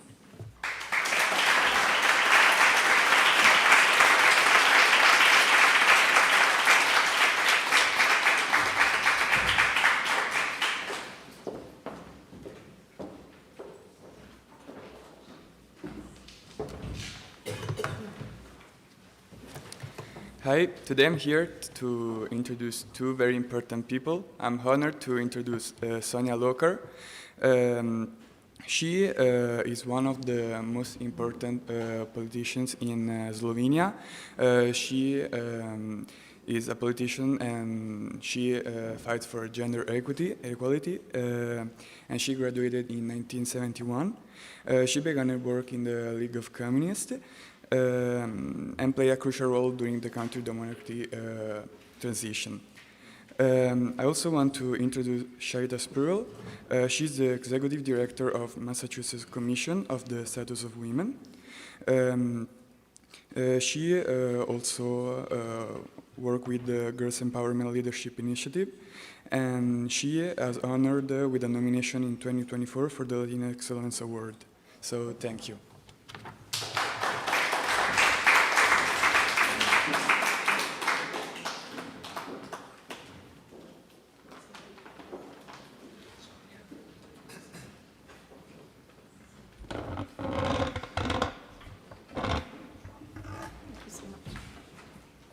Hello, everybody. I'm really glad to be here at this very interesting and special occasion. Such colloquiums are not something that happen very often these days. I feel that the possibility of women to come together and to talk to each other and to exchange experiences are much less than they were in the past. And this is a big pity, because I learned from my experience that all that women need is to sit together and to strategize. If they have this opportunity, nothing can stop them. Today, I would like to talk about the experience of the Balkan women. It's a long story. I will try to cut it very short as much as I can, because we don't have much time to go into the details. The story of the Balkan women starts with the crippled democracy. Why crippled democracy? Because in the moment when my country finally got rid of one-party system, we got the democracy without women. In communist times, we had 27% of women in the parliament. We had at least 3-4 ministers in the government, not big deal, but in fact, it was a power. Not as big power as it was when we had a real pluri-party parliament and a real elected government, but nevertheless, we ended up in all countries from former Yugoslavia, where the average was 27-25%, we ended up in 3%, 5%, in the best case. In Slovenia, it was 11%. And it stayed like this for nearly 15 years. So this was crippled democracy in the moment when the country was sinking in the war. The decisions of war were taken only by men.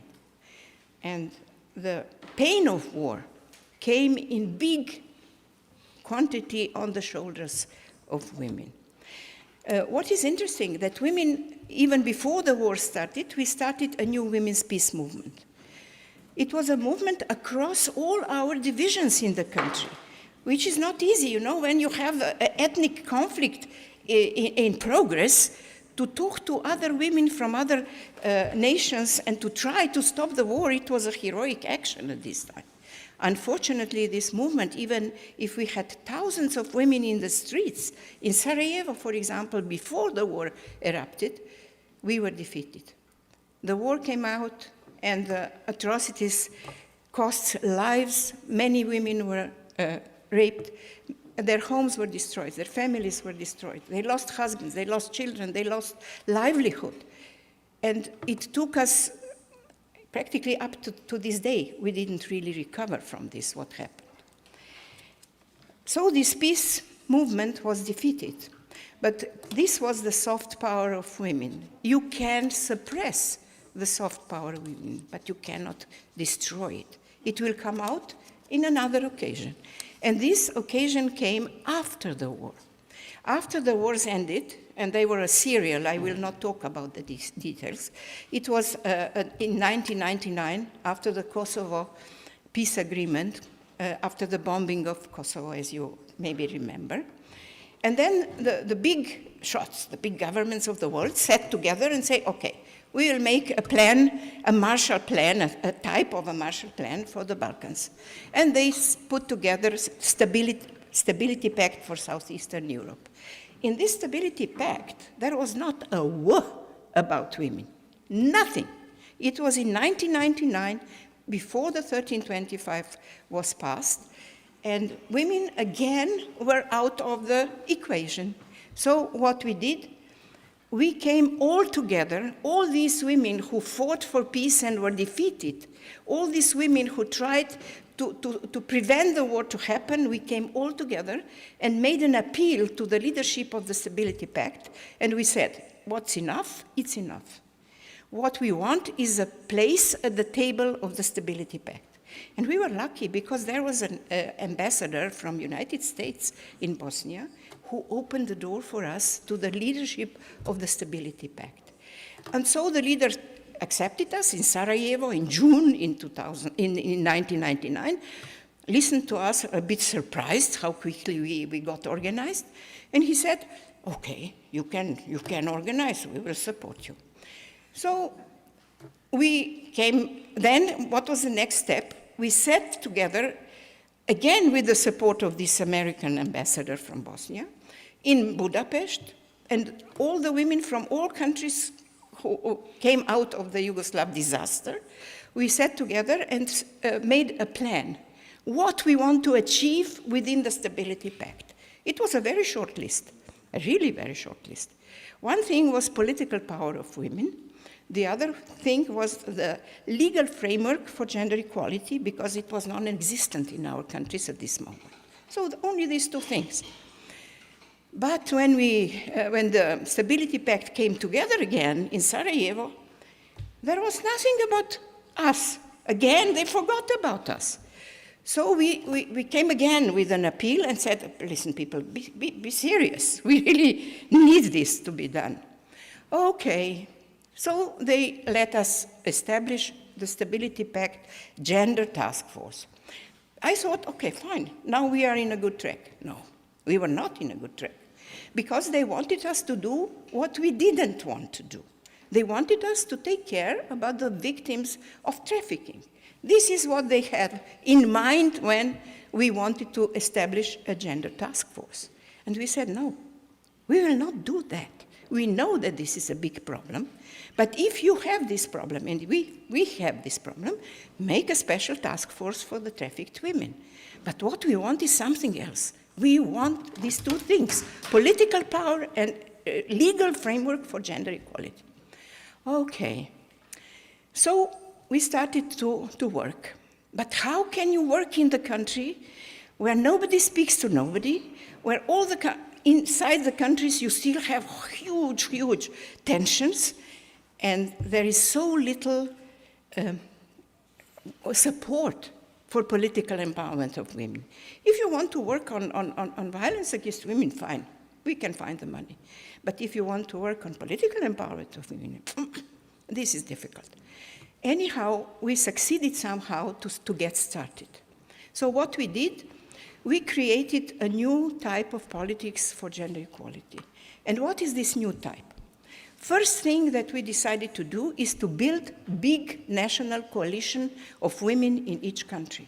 What does it mean, big coalition? Everybody who wants to help. Women from opposition and position, women from the NGOs and trade unions and media and whoever, and experts, everybody. We came together and we started to think what we should do. And we understood that we have to create a strategy that we lately called, I cannot find the word, never mind, to combine two pressures. One pressure from the bottom up, another pressure from the top down. And then we will squeeze our macho men between these two pressures, and they will have to go in the direction we want.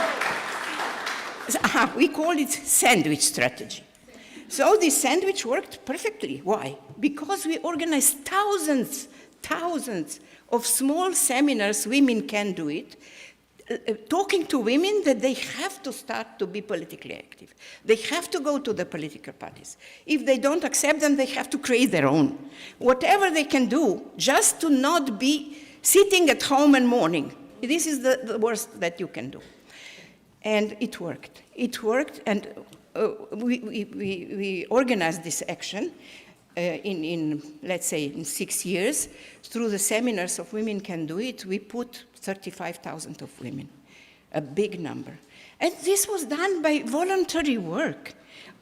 Very small money was invested in all of this because the women who were teachers, we trained the trainers, and then they trained others. And it worked perfectly. So the women who yesterday were the protesters in the streets, in a year or so, 2 years at the elections, they had to be accepted on the lists because the pressure from the society was so big.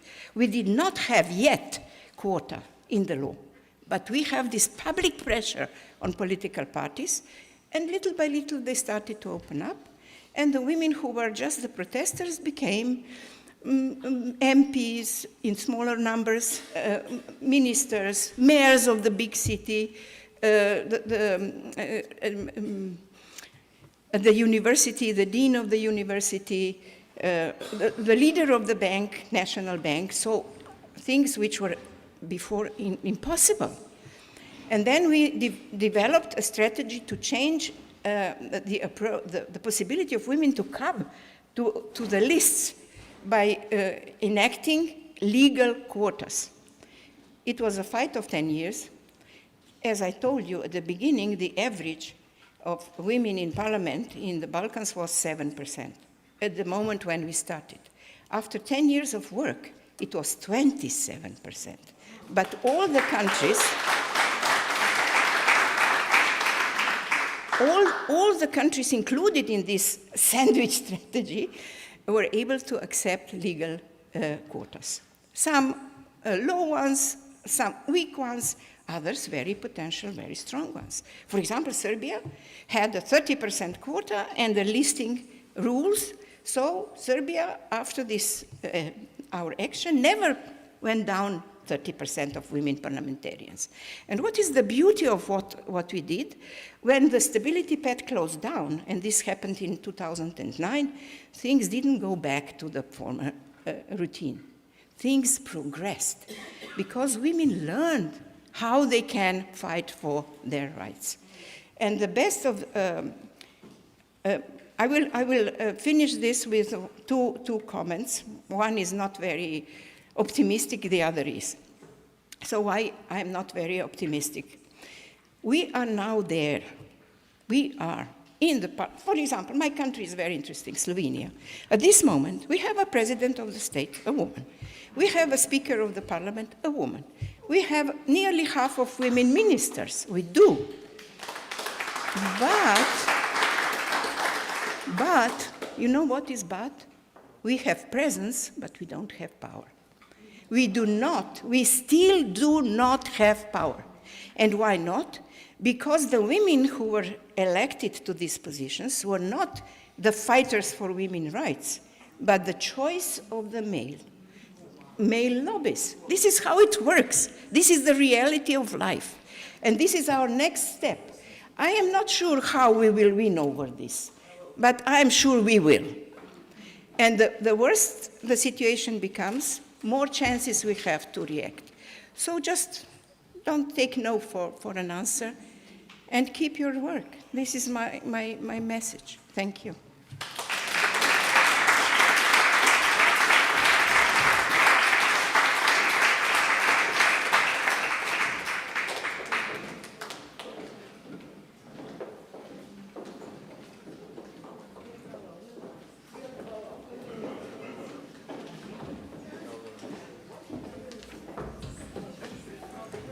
Good morning, everyone.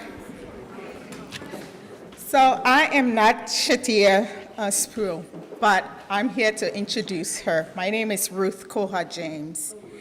And I know we've heard like some wonderful speakers, our international guests, but I just wanted to bring you all back to Massachusetts as you're here today and to hear something from someone in the Commonwealth of Massachusetts on the Commission of the Status of Women in this state. And so she's the one to tell us, but I'd like to introduce her a little more than what was heard earlier on. So there are many ways that I can introduce my friend and fellow alumna of the American Women's College, Shatia Spruill. But for today, I would like to highlight one thing, just one thing that she shared in a speech a few months ago. She was a teenage mother. In the process of navigating the system to survive that time period in her life, she encountered a social worker who went above and beyond by sharing information about resources that were designed to help her to help navigate hard to reach resources. So those resources helped her, but they also opened avenues for her to move forward and not to limit herself to her current state of motherhood. That teenage mother is the one that's going to be speaking to us today. She did move forward, and today she's the executive director of the Massachusetts Commission on the Status of Women. Today she's dedicated to developing and supporting impactful programs such as the Commonwealth Herein and the Girls Empowerment Leadership Initiatives, which provides opportunities for young women to thrive. So please help me welcome Shatia Spruill.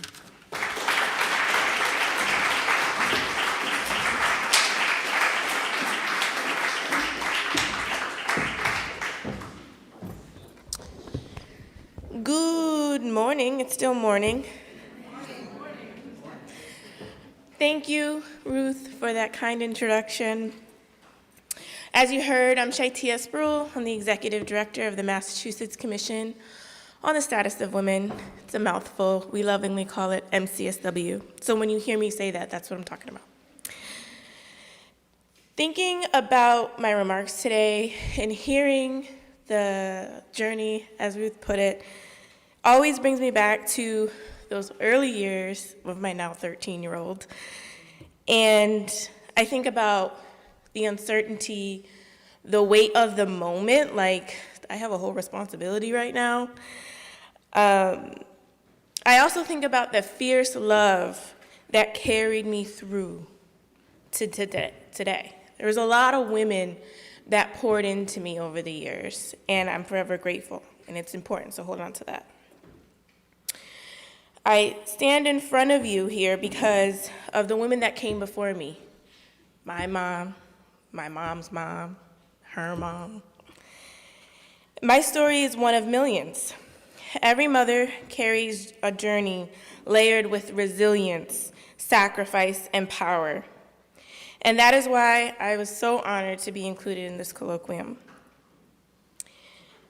One that dares to center motherhood, not only as just private care, but a global force for peace building and bringing forth the future we want to see. When I think of the word resilience, I think of my grandmother. My grandmother was a Black woman, first. That's the first thing you see.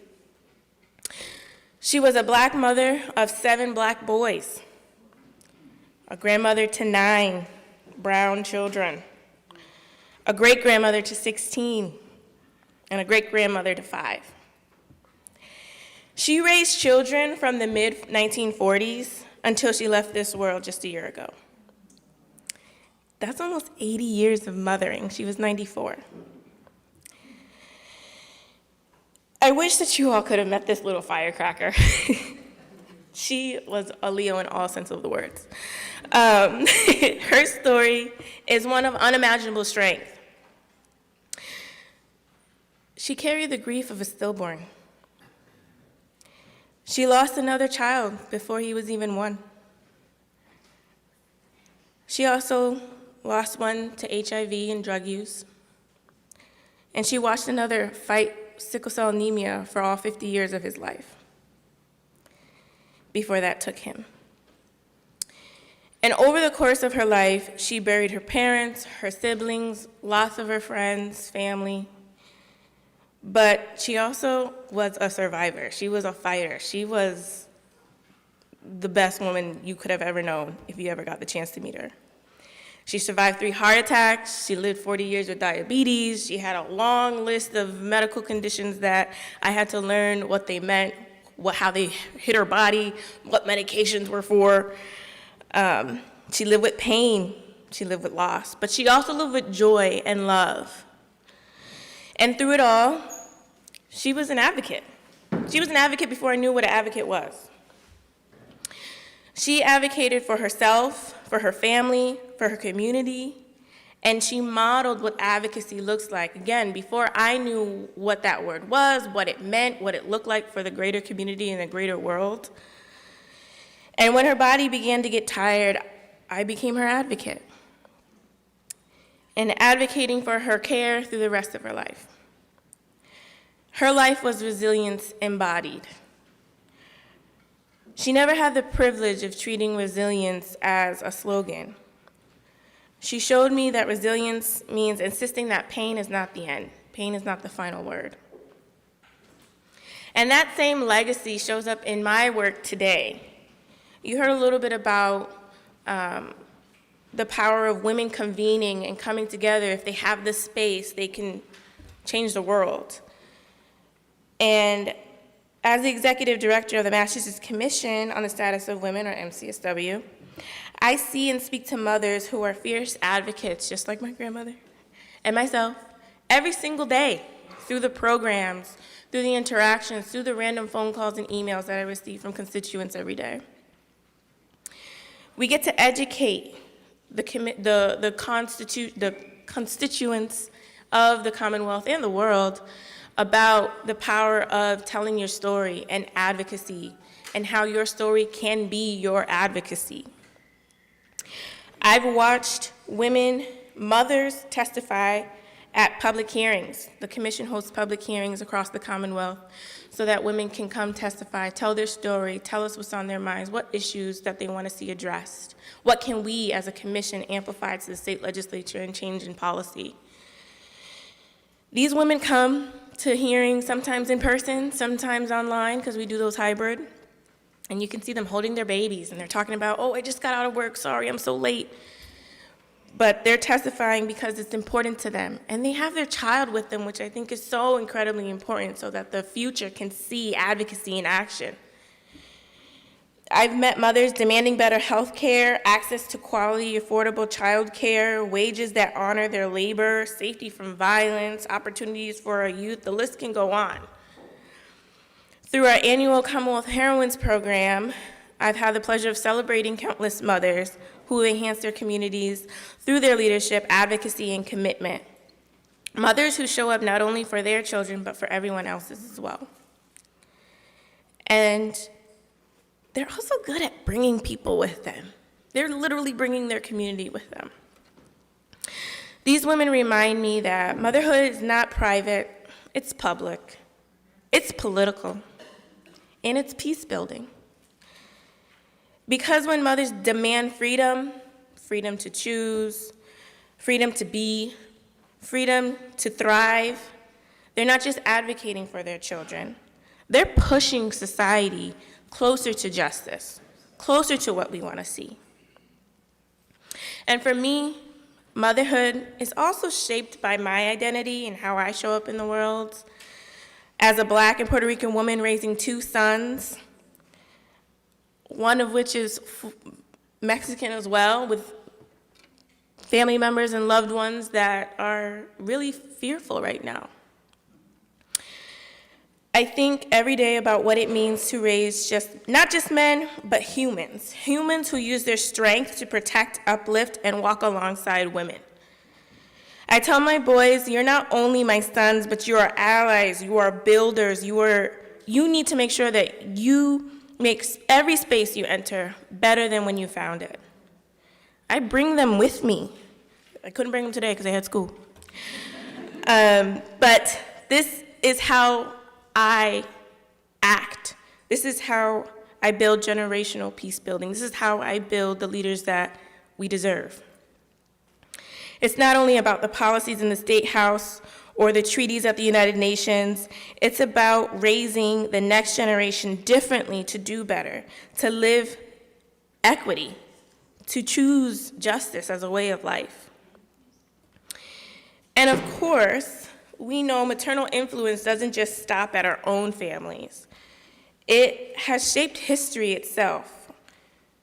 Do you all know how the women in the United States got the right to vote? I'm sure some of you know this story, but it was a boy mom. Some of you it might kick in when I go into the story, but in 1920, a Tennessee legislator who was on the fence about whether or not to support women's suffrage received a note from his mother. His mother said, paraphrasing, "Do the right thing. Don't forget your mother." And he changed his vote. And it was at that point, Tennessee became the final state needed to ratify the 19th Amendment, and now we have the right to vote. It was a boy mom. A mother's voice changed the course of American history. That is not just soft power, that's transformative power. When we dismiss motherhood as sentimental, we miss the truth. Maternal influence is strategic, it's intentional, it's generational, and it's always been world-shaping. So what do we do with this? I am going to echo my previous speaker who came before me. We get in community, we convene, we gather, we bring people together, and we make noise. Now is not the time to be silent. Now is definitely not the time to isolate and go back into our corners. Now is the time to congregate, and what I like to say is now is the time to agitate. Agitate those around you so that we can move this wheel of life a little bit closer to that equity we want to see. Because peace is not passive. Peace is not the absence of conflict, but it's the presence of justice. And mothers, I think mothers have always known that. If we want to truly have peace, then we must listen to mothers, we must follow their lead, and carry their resilience forward. Bring folks with us. Let us be relentless, let us be fierce, and let us build a world where our children inherit not just survival, but true freedom. That's it for me. Thank you.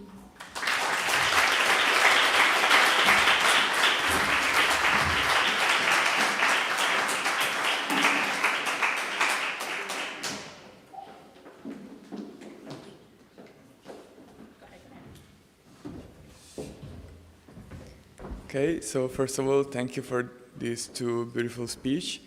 And now we have some time, so if you want, we can make some questions, if you have any questions. So,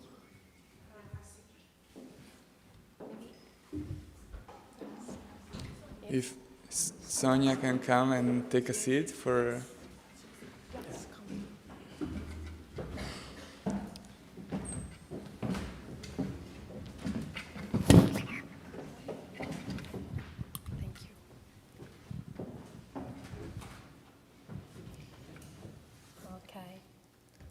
Does someone of you have some question?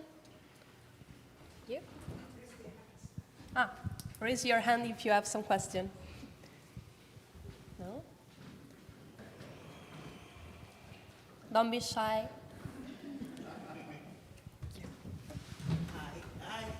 Sorry. I just wanted to speak to you. Yes.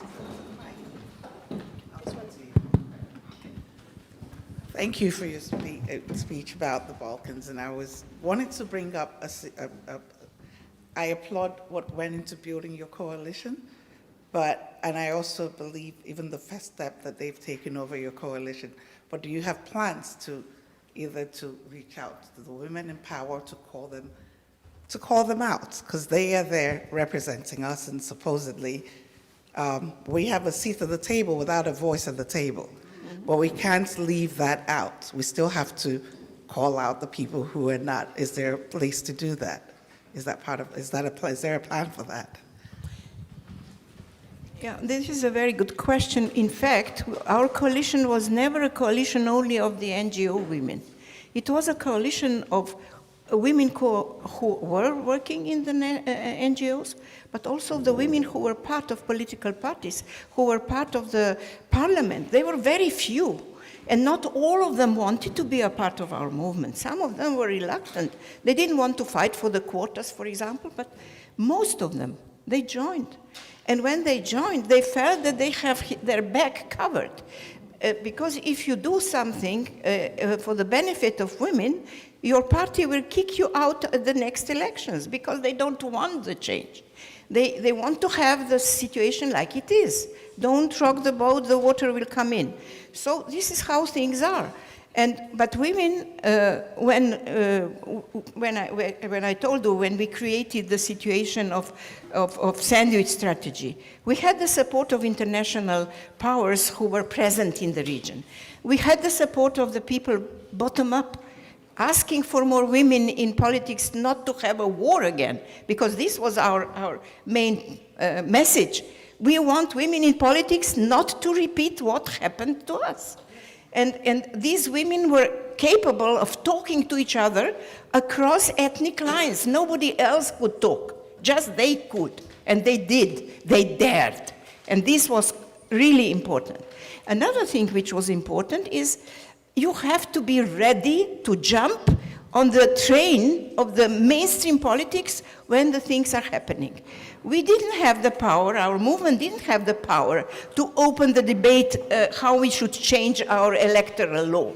But men, they do have problems with the electoral law. So they started to change it. In the moment when they did this, up, we jumped with our solutions for the quotas. They couldn't say no to us. They tried. But the pressure was too much and they had to accept it. Or for example, we were changing the constitution. This is the best moment because they told us, in Slovenia they told us, you cannot have the quotas for the lists because this will be unconstitutional. It will be against the rights of the men. Oh, fine, we will change the constitution because in our constitution we have the right of the minorities to be represented in the parliament. So we are political minority. We want to have the right to have representation which is bigger than just 3%, 13%. We want at least 30%, if possible 50%. So when we had this constitutional debate, we came with this because we were ready. If you don't know, if you do not formulate what you want, you will never get it.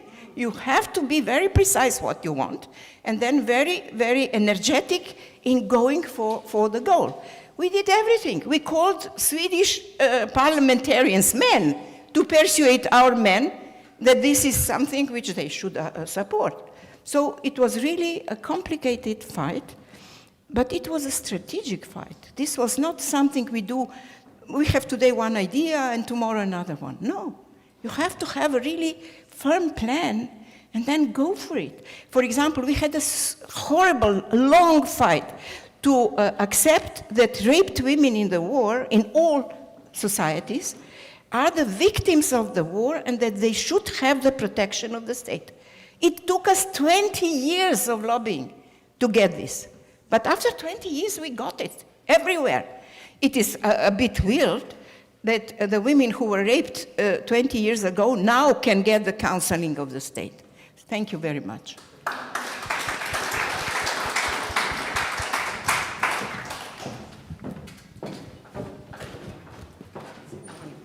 Are we still in morning? Good morning. Thank you so much for what you've shared with us today. What you do in EU, I just have maybe 2-3 questions. The first one is, how do you mobilize women to be in your group? Because that way, when you have women, it's one of the things that we do similar things with what you do. It's it resonates powerfully with us because that's what we do in Africa, women community in Africa. But so I don't know how you will be able to mobilize women and men, because when the men are in the room, it makes your life easy. That's one. Secondly, I want to know how many countries, or I don't know if it's just an EU, that you operate in. And lastly, I'd like to acknowledge the beautiful speech that you have given us. I forgot the last one, the question I want, but thank you so much for all you've done. God bless you. Mobilizing women. Nobody can mobilize nobody. All you need to do is to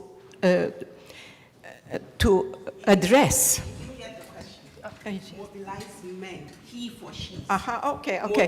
Mobilize men, Okay. he for she's, to be amongst you, yeah. I would even say that mobilizing women is a big issue. It's not easy to get women to move because they have their calculations, which are very real calculations. Because getting in the power fight, it takes time, it is risky, you can lose your job. So it's not an easy fight, it's a difficult fight.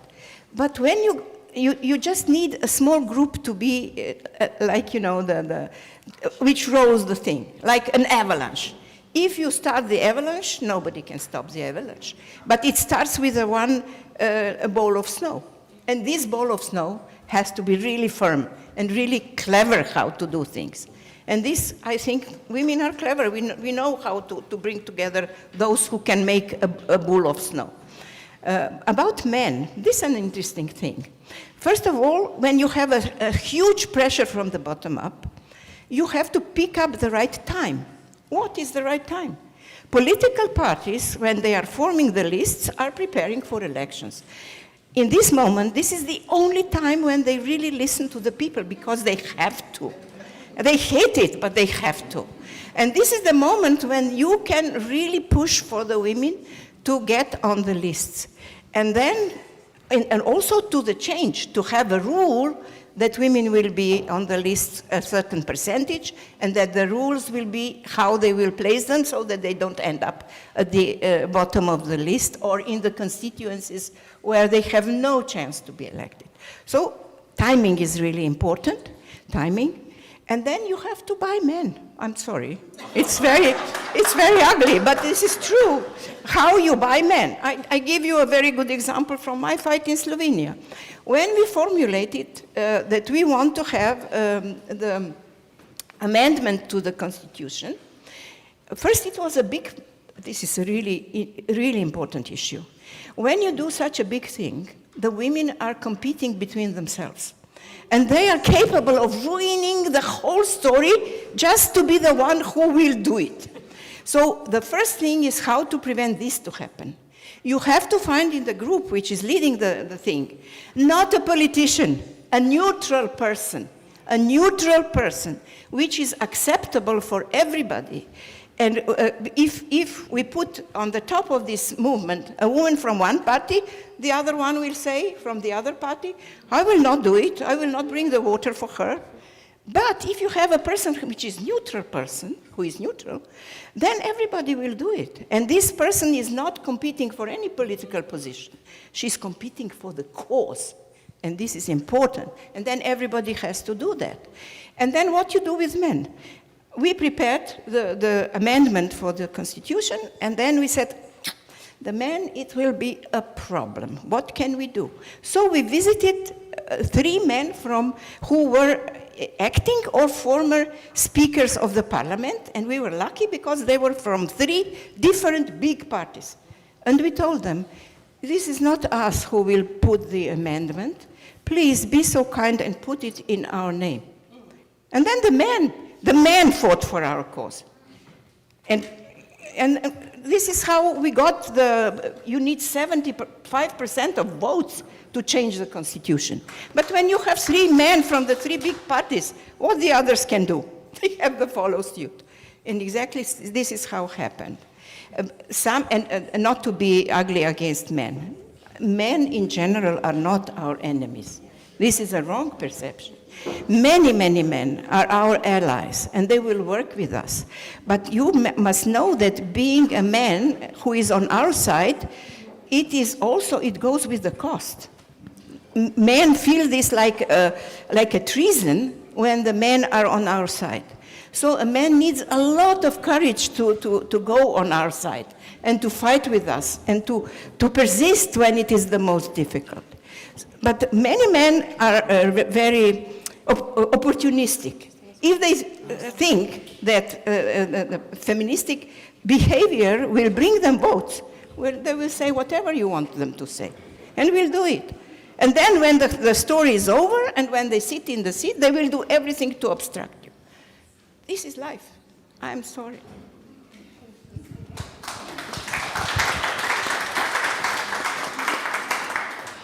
I wanted to thank you both for your speeches. They were both very inspiring, just to hear a lot of your personal experience with everything. I had a question for Shaita. I was hoping if you could answer. I really loved hearing more about your personal experience as a mother and your sons. And I really wanted to hear your perspective on the current situation with ICE. And as you said, you have a son who has that fear. And I was wondering, with the Commission on the Status of Women, is there anything that you think that women could do or any people can do to help reduce the safety? And I mean, I think I have a lot of friends in the US who have that fear as well. I have a friend who in her hometown got arrested at her university just for the way she looked, and she was eventually released, but because even she had her visa and stuff like that. So I have a lot of like personal connection to what you were speaking about that. So I was really hoping you could expand more on what women can do on that. Thank you. Thank you for the question. I know there's a lot of pockets of community across the Commonwealth that are mobilizing groups to become educated on kind of what are your rights as citizens, as bystanders, as, you know, potentially concerned folks that might have those negative interactions.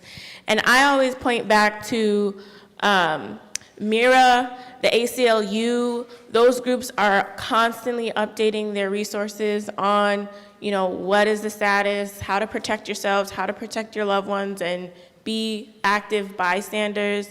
I encourage all U.S. citizens to make sure you're standing up for your peers and your loved ones. Make sure you're educated on what you can and cannot do or what can and cannot be done in your presence. But that's actively what we're working on now, is like, what more can we do? What more as a state agency can we provide to our constituents? And that's what we're doing now. And we're having conversations. We're not hosting so much publicly. We're having more intimate, smaller conversations with those so that we can figure out what are those needs, what's really going on, and then how do we mobilize and protect the women and girls and children of the Commonwealth, because it's a scary time and we want to make sure we're not putting anyone in danger, so we make sure that we are very clear about what's to be expected when you're interacting with us as a state agency as well. And I did want to just speak to mobilizing men. I think a lot of the time, in my experience working with men in the state legislature, in these ecosystems where they are decision makers, and I take the space to make sure I remind them that they would not be here if it were not from a woman. And I can say that because I am a boy mom of 2 boys with very scary birth stories. So reminding them that they would not be here without a woman. And also, I find that dads, like girl dads especially, once you say that, something changes in them and they're like more willing to listen and more willing to, like, something comes down when you bring that into the space. And I will say it worked for our Girls Empowerment Leadership Initiative. We wouldn't have that if it were not for Speaker DeLeo in Massachusetts being a grandfather of a little girl who had an interaction with a little nasty little boy that said that she couldn't do it because she was a girl.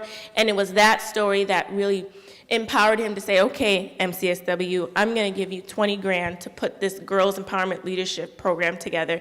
And after that, we've been able to host it every year since. So it was the allyship, getting a man on board and having him advocate for us to give us that funding to do that programming. So if you all take anything away from this, it is to be in community, listen to the women in your lives, and make sure that you're doing what you can to protect the community that you're in. Okay. There are the last two questions. I'm sorry. We can try to collect down the question. Yes. This will be a quick question to both of you. Trying to make men and women come on your side, do you use economic analysis? Because, if you empower women, then sometimes that works, right? They can then see that economically it actually benefits them. Yes, I'm so glad you raised that. So in a former life, I actually worked for the Office of Economic Empowerment under the State Treasurer's Office, so that's completely my jam. We know that when you empower the female in the household, and it's usually, at least in my experience, the leader of the household financially, you're empowering the whole family, but also their immediate community. And we use that a lot, especially in our girls program where we're promoting financial literacy and understanding your financial decisions as it relates to like your mental health. I can go on a whole tangent on that, but I will save this for this. Yes, we do use economic analysis, especially when we're doing our reporting and looking at the status of women across the Commonwealth.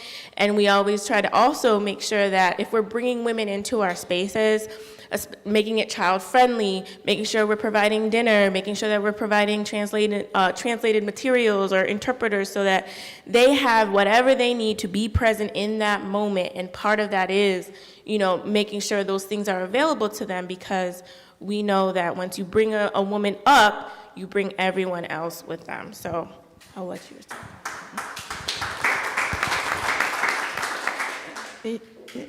After the wars, the situation changes completely.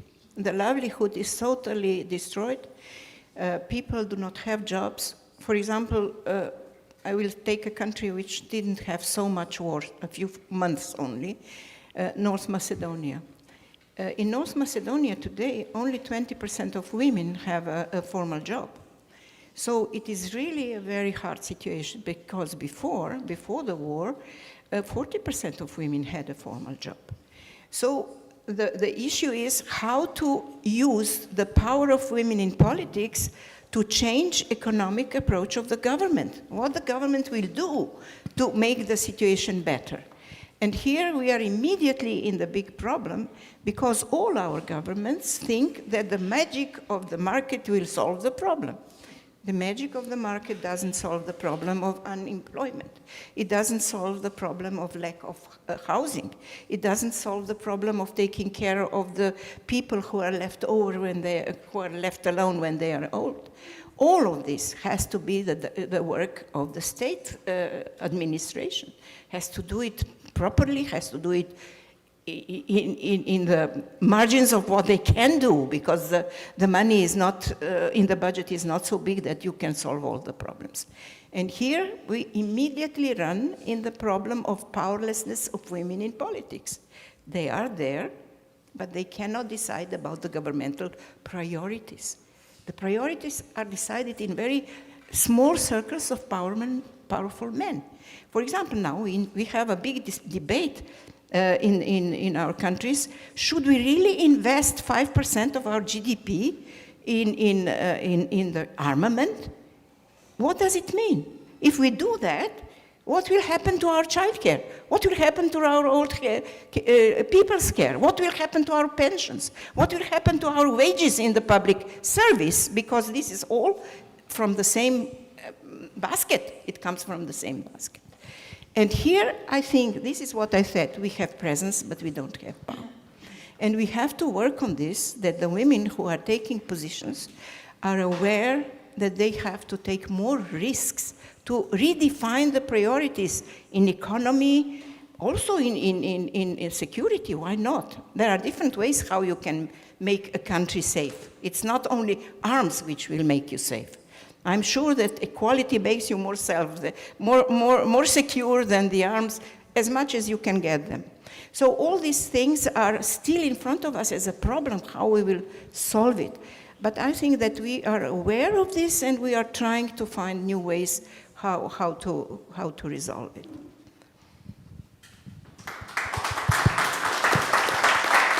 'Cause So I have a question for Shita. Does the MCSW currently have any programs that involve women or girls internationally? If not, would you consider doing that in the future? We don't currently have any international programs because our statute is really focused on the Commonwealth, but I sit and represent the MCSW on the National Association of Commissions for Women, and that is a national body that's looking at the same type of issues, anything related to women across the United States, and the territories. That is the most exposed that we are. We are all fighting for the opportunities and advancement of women and girls. We are looking at international partnerships, so there's some opportunities bubbling up, but nothing programmatic right now. So stay tuned. But I will take this opportunity to say, anyone who is in, or any girls, non-binary folks that are interested in our Girls Empowerment Leadership Initiative program, that's like a mini conference for girls 14 to 22, and we open that to anyone. We don't turn anyone away. So if there were international students visiting, for example, or folks that are going to college here in the Commonwealth, they'd be eligible to participate. It's just whoever's here on that date, it's going to be April, probably 23rd, save the date, but it typically falls during the K through 12 April break. And we do that to make sure that we have folks from all over the Commonwealth have the opportunity to attend and participate in programming that's designed to empower, uplift, and really build the next generation of leaders that we want to see. So that's the closest thing I could offer. Hi. Hello. Good. Oh, it's afternoon already. Good afternoon, everybody.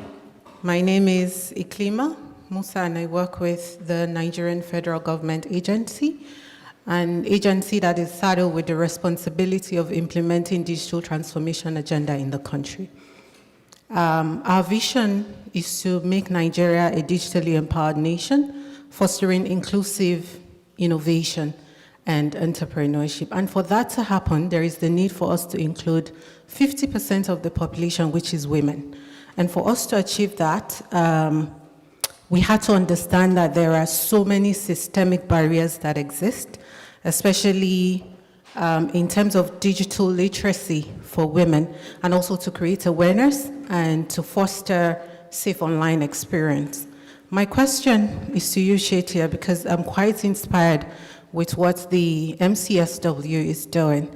How are you guys trying to ensure that women in underserved areas are part of your programs? Not just your initiative, but they are also part of advocacy programs that has to do with education, with health, with women empowerment, and several other indices that are being looked out for women. Thank you so much.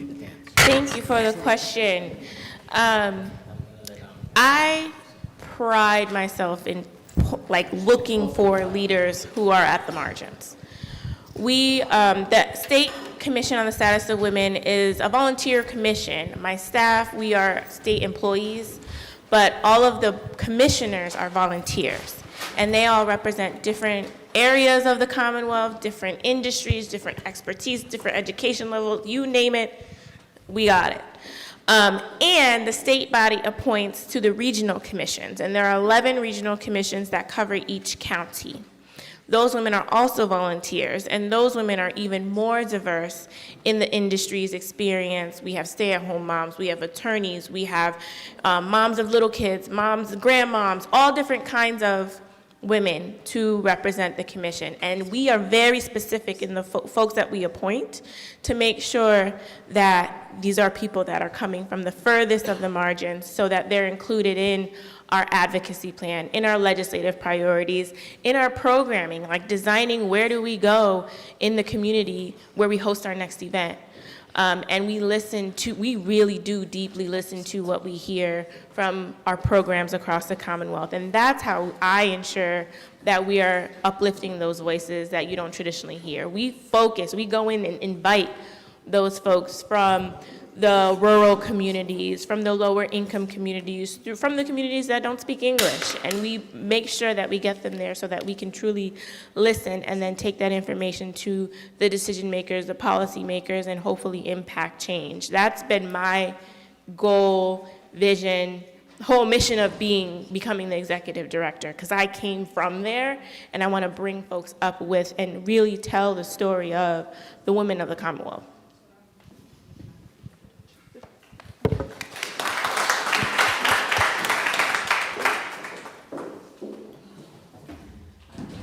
Thank you very much for those incredible presentations. If you guys are able to have a seat, we'll move on now.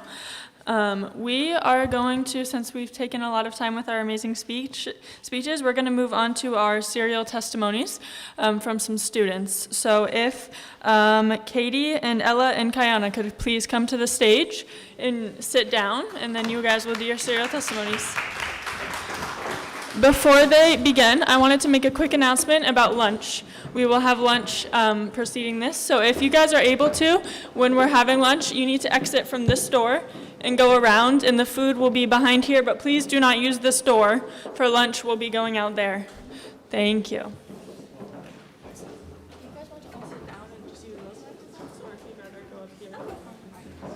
Okay.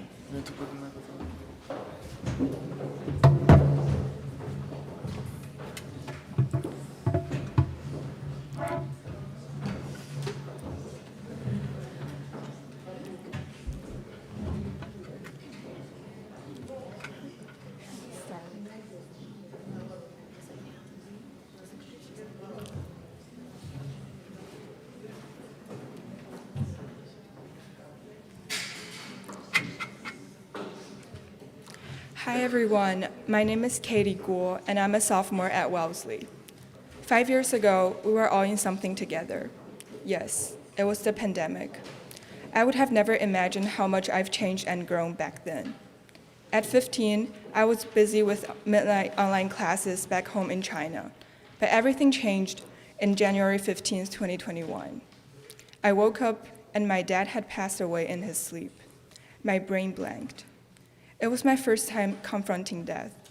Back then, grief was like pouring rain, and I knew there's no way around it. I had to convince myself to accept the truth and the absurdity of life, so I turned to reading.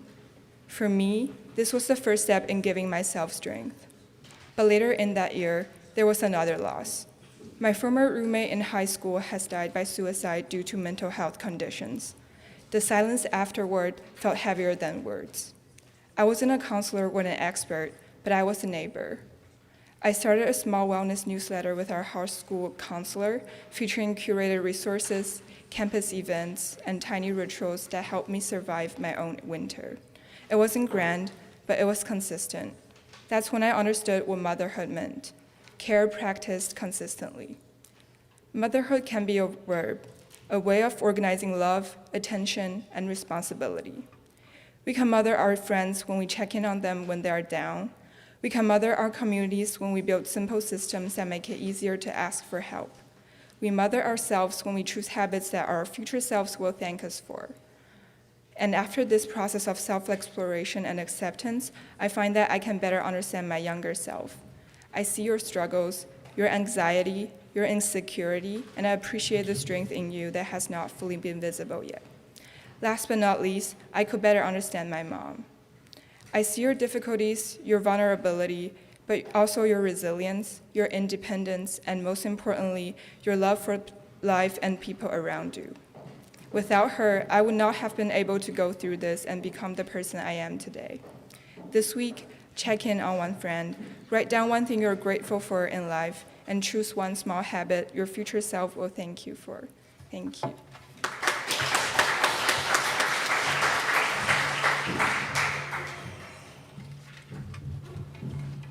Hello, everyone. My name is Ella, and I'm a first-year student here at Wellesley College, but I'm originally from Madison, Wisconsin. When I was growing up, my mom always told me that being a mother was like being a gardener. You spend all your time carefully tending to your seedlings, building the perfect habitat for them, in the hopes that they flourish on their own one day. At 19, a freshman in college and newly pregnant, my mother didn't know a lot. But she knew that she needed to create this garden, this haven, for her soon-to-be-born child. So, like any good gardener would do, she rolled up her sleeves and got to work. My mom cultivated a rich and fertile environment for my siblings and me to take root in. She dedicated herself to providing us with the best resources, even when it seemed impossible. She worked tirelessly, often at multiple jobs, to give me a good education, a strong moral compass, and a safe community. It is because of my mother that I stand here today, both literally and figuratively. It is because of her strong-willed commitment to create a safe and stable childhood that I was able to thrive and excel, even in the face of challenges. 2 years ago, my mother gave birth to my baby sister, and I got to help her create a new garden. I witnessed my mother handle my sister with such tenderness and intention in every early morning and every late night. I saw the time and energy and pain that it takes to raise a child, but also the unrivaled joy it brings. And in those late nights, rocking my little baby sister to sleep, I finally understood the gravity of being a mother. For a brief moment, I knew what it meant to hold life in my arms and feel the weight of caring for it. Through watching my mom become a mother all over again, I have recognized the unique importance of motherhood. Motherhood is the foundation of our society. Motherhood is the garden bed, the soil, the toiling hands. Motherhood created me, and now I must repay my mother by tending to my own gardens. I reciprocate the care and attention my mother gave to me by building strong communities, by leading with humble and selfless compassion, and by dedicating myself to serving others. I aim to create gardens wherever I go, hoping to grow peace, cooperation, and collective prosperity. So I implore you all to ask yourselves, how can you be a gardener in your own life? Thank you.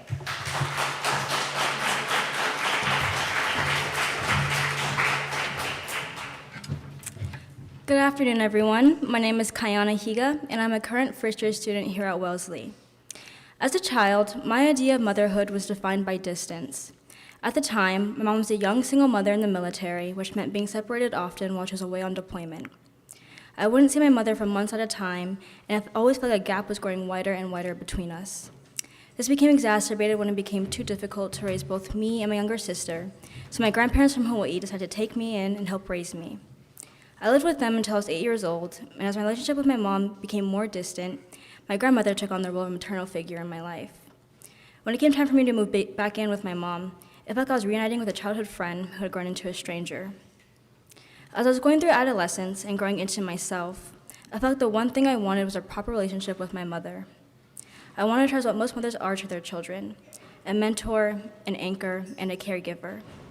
However, she was a true military mom, very stoic and, of course, distant.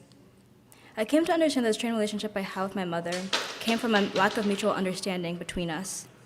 I knew so little about her life, and she was never someone I was really open with. At this time, though, I had my stepfather in my life who gave me the emotional support I always craved from my mother. Yet it still wasn't sufficient because I just needed my mom. As a teenager, I began to learn a lot about my mother. She became more open with me about her past. I learned that my mom was a domestic abuse survivor from my biological father. This was truly a watershed moment for me, as it gave me so much context and explanation to my mother as a person. As I aged more into my teenage years, the more I came to understand her as a person as well. Why she was so independent, why she shied away from being affectionate, how she seemed to be made of steel and was the strongest person I knew. When my mom retired from the military last spring, she said in her speech that she believes that she and I grew up together, a sentiment that has stuck with me since. As a first-generation college student and being here by myself and independent, I have a very firm understanding of motherhood. Motherhood is my grandmother stepping up when I needed it the most. Motherhood is my mom spending her 40th birthday moving me into my dorm and silently crying on my shoulder as I hugged her goodbye. Motherhood is understanding that your children are growing alongside you, because it is also a mother's first time experiencing life, despite us thinking that they know all the ways of the world. The things that I accomplished, I've always credited to my mom. She is my idea of superwoman and my idea of motherhood. Seeing my mom go through the changes of being someone so far away and distant in my heart to now one of my best friends has humanized my idea of motherhood. As I said in a note to my mom before I left for college, to the woman who gave me my stubbornness, my life's blood, and my wavering passion, I'm glad I got to grow up with you too. So, I hope you are all able to experience the beauty and grow up beside your loved ones. Even the adults in our lives who seem unshakable are human too, and that's their greatest strength. Thank you.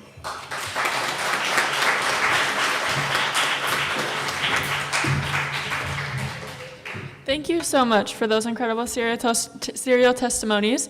I want to now give the audience an opportunity to ask any questions or interact with our two speakers. Kayana and Ella are able to take some questions, or just any conversations. We like to just interact cross-generationally, or just ask if there's anything about motherhood or youth that you'd like to speak about with them. So if anybody has any quick comments or questions or anything, could you please raise your hand?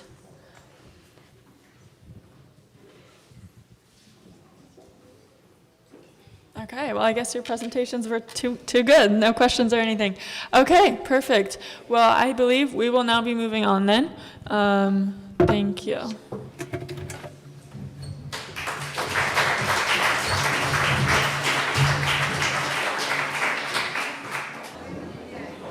So I would invite you all for lunch. We would, again, go out these doors here, go around, and there's a variety of tasty treats awaiting you, okay? Thank you.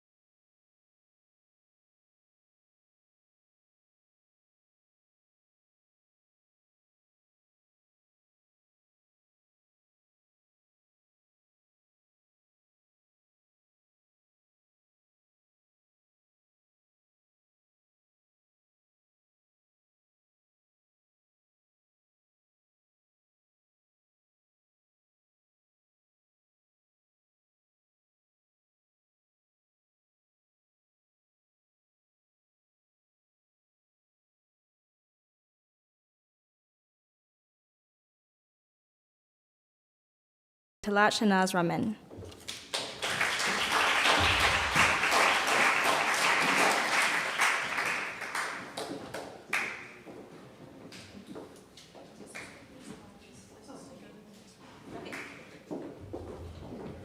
Actually, I'll ask the same question. Can you all hear me? Yes. I don't need the microphone. Okay, good. Okay, thank you so much for inviting me. It's really a pleasure to be here. Hawa, you've done an amazing job. I'm just delighted to see all of you here from so many different countries, and this is such an opportunity for us to be doing something at such a critical time. I mean, I never thought I would live through these times in the U.S. I've been in the U.S. now. You prefer it? Okay. I have been in the U.S. now for a long time. I don't even want to admit how long. I came as a student, and I stayed on. Stayed on because of the amazing opportunities and basically the whole fight for rights that was going on here over all these years. And now to see the attacks coming on them is really, it's in some ways it's sad, but on the other hand, it's also an opportunity for us to make sure that all those rights are strengthened rather than on being on fragile grounds. So what I thought I'll do today is, let's see, okay, can I move? Okay, so, all right, so I should go back. So when Hawa asked me about this program, I said, I'm not sure what you want me to say. She said, well, talk about some of the things that you've done. So what I thought that since we're talking about peace, let's talk about whether broadening participation is something that can lead to peace. And the reason I say that is basically that's what I do. I educate and I learn and I teach and I do research and what in a field like physics, of course, what you find is that it's dominated by white men and actually more by men these days. But then, we need to bring others. And so we have done several things. I guess I lost it. Did I? Oh. I don't see the slides. Excuse me, sir, I don't see the slides. Okay. So anyway, just a little bit about myself. I grew up in Bangladesh and then Pakistan, and then I came to the US as a graduate student. And one of the reasons that I am where I am is because I was very lucky. I was born to a family that believed in educating women. My mother, my father, and others in the family felt that for a woman it was much better to be educated than for them to spend the money on dowry. And so my father said I could do one or the other, and then he didn't actually wait for us to give him an answer. He said, if I were you, I would choose education because you'll never lose it, dowry you can. And I think he was perfectly right. And then the other thing, in some ways a mistake that my father made is that he told me that, if you have to go get educated, go wherever you think you will get the best education possible. So I made, once I was finishing college in Karachi, I made all the arrangements to come to the US, and I didn't tell them until I got the acceptance letter from the University of Rochester and told them I'm leaving. And he said, where are you going? I said, I'm going to the US. And he said, that far away? I said, well, you told me to go.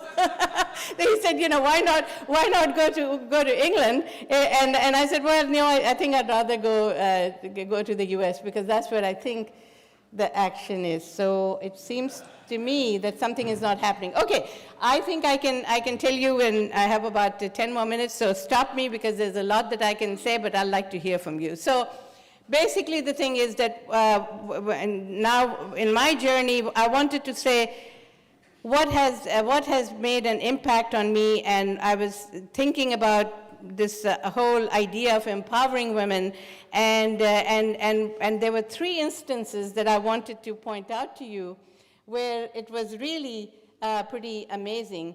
I'll talk about those 2 programs. Okay, let's see if I can get it. Okay, so I wanted to talk to you about these 3 incidents. I was in Dhaka in 1995, and there were these garment factory workers who were basically, were holding a protest, and they all came wearing these beautiful, colorful saris, and these were all they all came from the villages. And so there were bus loads of these women who were brought. And then it dawned on me that while, we do think that, garment factory workers, the conditions are horrible, and there's all this campaign about things should change. But then what happens in places like Bangladesh, where the alternative was what? Alternative was to stay back in the village and not go anywhere, right? And so there were these women with their flyers and slogans and so on, demanding their rights. So that was one thing. The other thing, I also had the opportunity, because I do know Dr. Yunus very well, that and essentially went to a couple of villages the same time in 1995, and went to one village where there was no Grameen Bank, and then another one where there was a Grameen Bank. Now, anyone here knows what I'm talking about? Do you know what Grameen Bank? Okay, so for those who don't, basically this is, a Grameen Bank was started by Dr. Yunus. He got a Nobel Prize for that, and essentially it's for lending, it's for lending money mainly to women collectives. So women have to be in a collective of 8, and then they have to come up with a plan, and then they are given money. So for example, the plan could be just raising chicken, and then a plan for how you sell the eggs, and then how do you collect the money, and so on. So it's basically managing your own economics, right?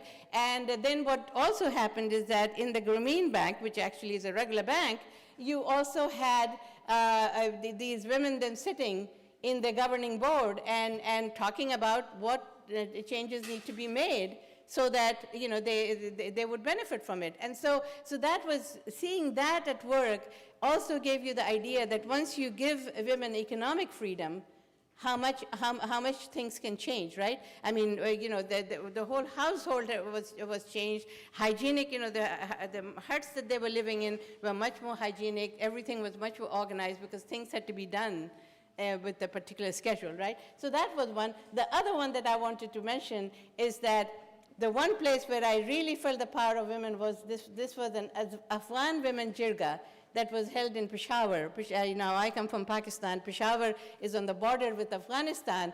And I was able to smuggle in there basically because I used to be involved, or still am, with a journal that basically talked about the political situation in Pakistan. And so I was able to get there as a journalist because they were only allowing Afghan women who were living in Afghanistan, actually in Pakistan at that time, and some had come from abroad. And this was like about 700 women there. It was just unbelievable. And the power, and the one thing that was very interesting, there were Afghan women who were wearing hijab. There were Afghan women who were dressed in Western clothes. And one of the first things that they said was that we are not going to talk about who wears what. We are going to talk about women's rights, and we're going to talk about, again, some things that were mentioned in the morning, which is we were going to talk about, our repatriation. We're going to talk about what damage has been done to us for all these years of wars and so on. So it was really uplifting to see. You don't hear in the West about Afghan women being powerful, and the king's sister was there, and she was 90 years old, and she stood up and she said, I want to remind the world that in Afghanistan, women got the right to vote in 1920. Okay? So these are things that are forgotten. And when we're talking about, soft touch and mothers without border, these are all things to remember. So these were some instances, okay, so basically then, the question for me as an academic is that what can I do that can make systemic, right? Because when we try to bring about changes, you want to make sure that it will remain, right? It will be endured, because if not, then it will take another generation to come up with new ideas. So I worked very closely with American Physical Society, which had some very progressive people for a long time, and I'll tell you about 2 programs very quickly, and then connect that to a third program that we are trying to do in Pakistan and also in Africa, that I hope will have some remaining impact. So this PhysTech program is basically, it was a very simple idea and mainly fulfilling a need. Because you think about why are so few women in physics, okay? Why are so few African-American individuals in physics, okay? So these are all things you have to ask why. So one of the things is it's again, you have to demystify. If you want people to come in, you have to go to them and see what will make them come, right? What is it that is stopping them? So that's something that you have to answer. And what this PhysTech program did, it basically, I'll skip that because that's just, it basically did things in a very systematic way. So this was 2010 when they started, and the whole idea was to increase the number of high school physics teachers who have a degree in physics or related field. You will not believe it that at that time, only 29% of high school physics teachers had a degree in physics or chemistry or mathematics or something engineering, something related. Okay, so 71% did not. So this was actually trying to fulfill that need. So then the question is, how do you bring in, so this is a picture of this young woman there. She was a learning assistant. So one of the things that we established, which has had a big impact on me, is this learning assistance program. It's actually using undergraduates to help you teach the course, not as graders, but actually as teachers. And they get pedagogical training, okay? They get pedagogical training. They are then answering. They're in the classroom with you. They're helping you build your, prepare your lectures. They're helping you with quizzes. They're there with demonstrations because I do physics, so we do demonstrations. So they're basically part and parcel of the teaching process. And for students in the class, and I'm talking about a class of 300, right? I'd be teaching 300. And I would have 6 LAs in the class in different places. And so I would talk for about 5-8 minutes, and then I'll say, okay, now you have to solve this problem, and the LA is there to help you solve them. And the students find it a lot easier to connect with them. But one thing that happened, which we were not even thinking at that time, a lot of women in the class, when they see another young person who's not that far in age from them, they can do it, they can do. So after that, we saw so many women applying for these positions, which, again, physics is something that women don't want to touch. But we saw a large increase, okay? And so this is something, and they also had a big impact on our graduate students, particularly foreign graduate students, because they come and they're not familiar with the system. But now you're working with an undergraduate who's really cued in, right? And the professor is talking directly to them. So this empowerment that goes on really removes the barriers. So that was one thing that we learned from that. And then making people work in teams. So you will see here, one of the things that we did, this is from one of the classes that I was teaching, just having students sit next to each other, facing each other, doing problems, talking, and making it fun. That is something that overcomes these barriers. So this is something that we are using now in these, in the teacher preparation classes that we are having over Zoom and physically with people in Karachi that I'll show you some pictures of. So that was one program.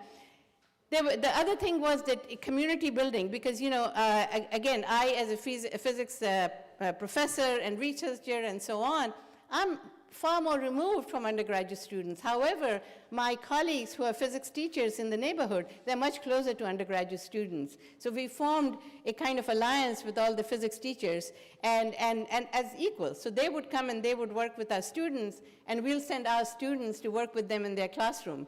So, again, you are trying to level the playing field, and so that would then encourage more people to come.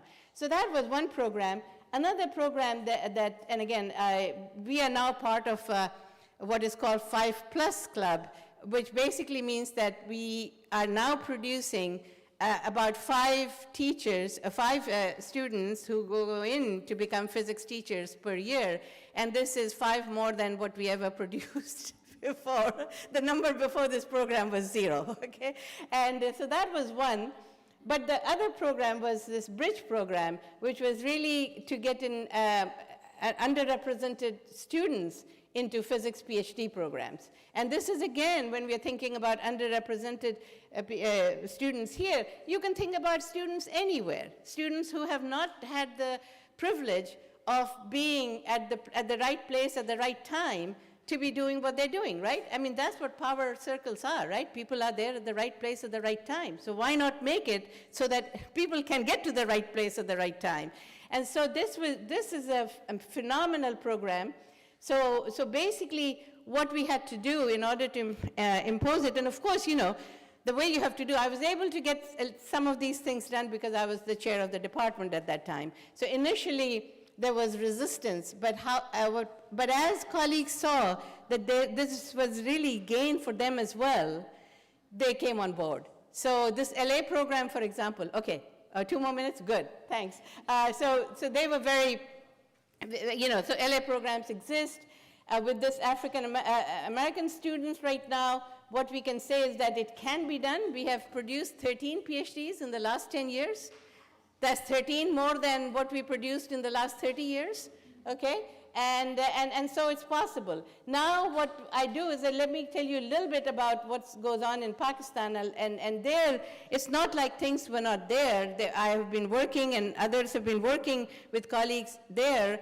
And this is there means Karachi, where there's a Center for Physics Education. And they've been connected with teachers there. So what we have done over there is, again, not to go, as Peggy was saying, go and say, somebody comes and gives you a lecture, I'll tell you how to teach. No, that's not what we're doing. What we're doing is basically we're having, this is the center there, and you will see some pictures, but let me show you some pictures of teachers doing fun things. Okay, actually there's an even better picture. I'll go very quickly. I think I have -1 minute. But okay, so here you see, you know, so we have them working in groups. This is done in collaboration with colleagues in Germany. We prepare the material here, we prepare the material in Germany. One day we have this workshop in chemistry, another day we have workshop in physics. Basically what we are doing is initially providing them a list of things which they can pick up there. These are household items that they can pick up, and then suggestions about what experiments they can do. And then some ideas about how to proceed, okay? And it's on a particular topic. And then in the last hour and a half, we sit down with them and say, what did you learn, and how would you then tell this to your students? Maybe I get some ideas from you, you get some ideas from me. And so this is what I want to actually finish with here, that this opportunity of creating, as you know, this is a in-person plus virtual, right? So we've got colleagues from here who are, or Germany, who are there virtually, and then the teachers are there, and their local colleagues who are helping them go through the experiments and basically help them prepare their lectures, okay? So this kind of a content knowledge enhancement effort, which basically, again, levels the playing field, and they can then be, these teachers can then be even more confident in the way they're teaching, and their students can open their eyes to creativity, perhaps better than they are doing now.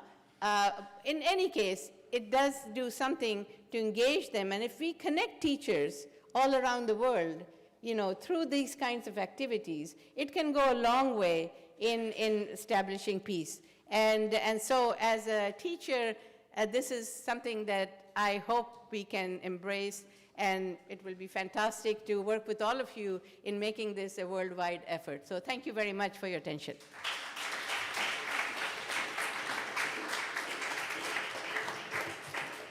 Very much. We will now do some question and answer. So if it's okay, I'd like to invite Royal Highness back up to the stage, and I would love to allow all of you the opportunity to interact with our speakers. Please ask lots of questions, and we will be delighted to hear more from them.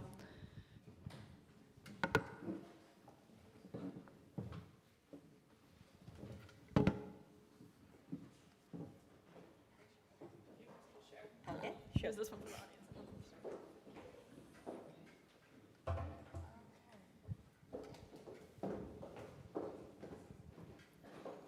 Do I need to stand up? Thank you so much for your very insightful speeches. I'm wondering, like us in the government, also with the authority within our jurisdiction, like at subnational levels in Nigeria. I would like to find out, what do you think government should focus on, especially as you mentioned about sustainability for women participation, empowerment, and also to be self-reliant and also continue to contribute to the economy. What do you think perhaps government should focus on to ensure that that happens? I know there are different roles of different people. Civil society organizations play their own role, and it has its level of impact. The same thing applies to, say, private sector or development sector. So government, which has the bigger impact, which has the bigger platform and opportunity to make this happen, what do you think should be the best thing for us to do? Thank you. Do you want to answer first? Okay. So, yeah, thank you for the question. That's an excellent one. We need government to help out. And how do they help? So, for example, in Karachi, we are working with teachers who are who are employed in the schools in the underprivileged areas, right? So what happens then is that just for them to have permission to come to these workshops is not always easy. It depends on the superintendent there. So the government, for example, can facilitate, and not just that, encourage them. And say, you know, if you, and get into partnership with organizations like, you know, there are a number of, not just us, but others too, who are willing to provide this training, and teachers are willing to go, but they, you know, they're already not well paid, and so if they are going to have to go on their own, this doesn't work. So some incentive has to be provided so that for teachers to make their, you know, to professional development is something that should be paid for.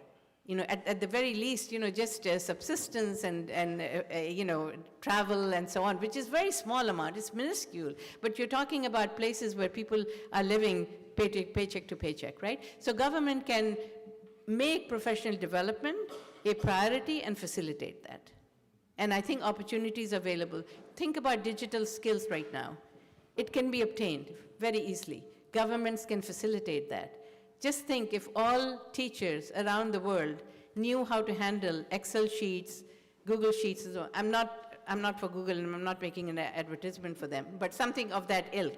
If they were able to email, Zoom, all of these things, right? If teachers in remote areas could be encouraged to be using that, I think the barriers would be gone.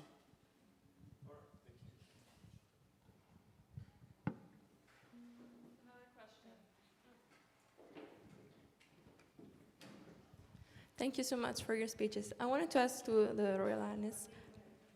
Yes, I'm Gaia, I'm from Rome. I wanted to ask you, how do you manage being such a powerful woman and very busy and whatever with being a mother? Like, from the perspective of a daughter with a mother that works a lot also.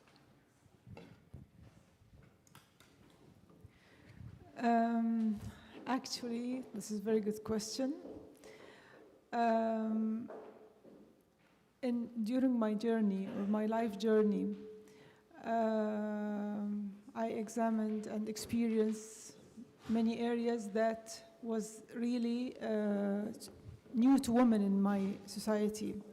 As I mentioned, the toughest journey was the motherhood. When my daughters were young, were like childs till the age of 3 years, until I bring them to nursery. I refused to work in any institution. I was studying at that time my master's and PhD, and many of my colleagues in the university in Cairo, they told me I can work as part-time because I am not Egyptian, so the only chance is to work as part-time. So I refused because my daughters were very young. I couldn't leave them. I am not a mother that will leave her daughters with the nannies, or the nanny is only to clean or to help me and, you know, cleaning the house, washing the clothes, but not my children. So till my youngest daughter, and my daughters are the difference in age between them is 3.5 years. So they are all next to each other. And the youngest daughter, when she was 3 years old, I bring her to nursery. Then I started to work as part-time in Cairo. Imagine. Why I say imagine? Because coming from UAE and working in Cairo. So my father told me, how much they paid you? I say, don't look at payment. And I stayed maybe 1 year not going to receive any payment. Because work for me is a big value, is a great value. Work by itself, it was a great value. At the beginning of my life, my father refused that I work. He said, no, you don't work. You are not allowed to work. Why? He said, we don't need that. You don't need it. But why? Women work not because they need it financially.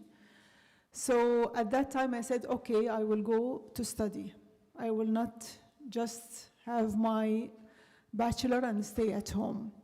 And then when he found me working in Cairo, he believed that I really want to work. I am passionate for work. And I founded my own firm of consultancy. And I was taking a great care of my daughters. Even when my father and mother coming to visit Cairo and they want to go out, sometimes they go for ship cruise, you know, and this ship cruise, the ship will start. So the ship will not wait for them, and they say, oh, Nahla now is, she must bring her daughters to sleep and then she can leave home. I cannot leave home without my daughters are sleeping in peace and they have their shower and everything, and I never bring for them any private teachers. I was teaching them. Maybe you find this simple, but my daughters were in German school and I don't know German. But I went to go to an institute and took like 4 courses and go to an institute so that I can teach them till the grade 4 in their school, and then I teach them how to depend on themselves to study alone. So I was teaching German and German grammar and German math, and I don't know how to speak German. So I believe motherhood is the toughest journey of in the life of any woman.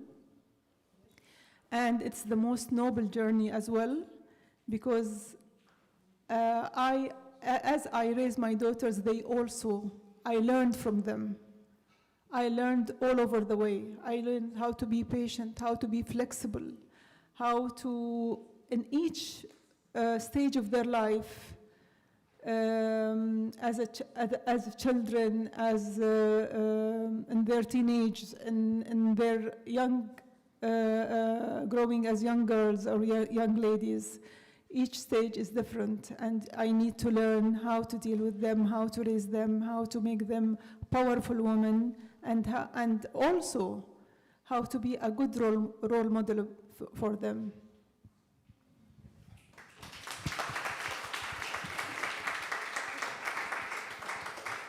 Hi, thank you so much, both of you, for the opportunity to listen to your experiences.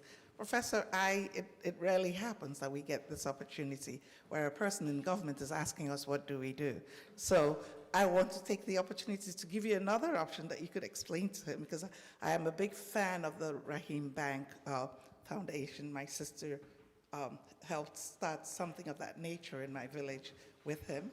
And I would like you to maybe tell the governors, is it a possibility, because we desperately need it, I'm a Nigerian immigrant in the United States, for small businesses, and maybe let Governor's emissary know that that's also a possibility where our people can be empowered.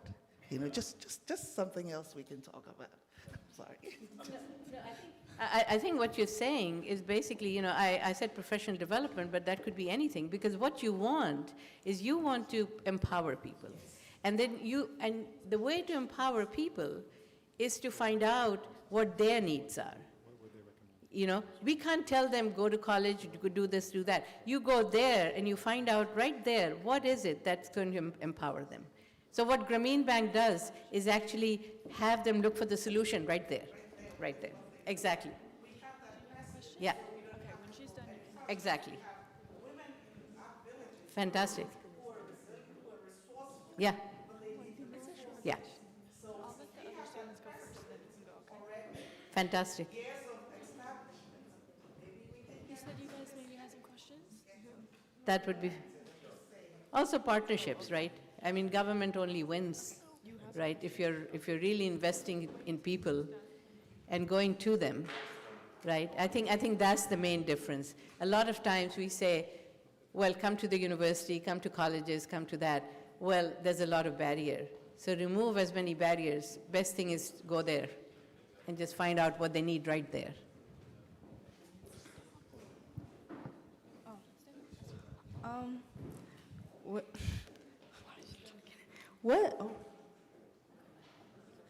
What schools do you recommend going to in the States?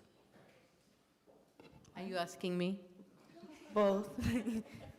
You mean for, are you, so I think that's a very, very good question, right? My advice to all students is that you should go to a school where you feel comfortable, okay? Because just because a school has name doesn't mean that it's the right school for you. Because you want to feel, again, the word I'll use again, you want to feel empowered.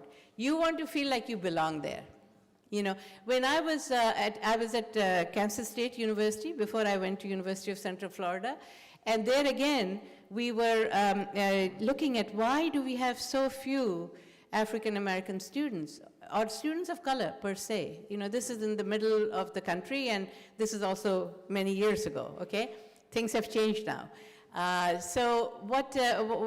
then we realized that students don't come because they don't have the environment where they feel comfortable. Because you want to be, you know, you're going to be going to classes, but you also want all this other time that you have where you relax, where you feel powerful, right? So go to a place where you go there, take a visit, and you say, hey, you know, I feel comfortable here.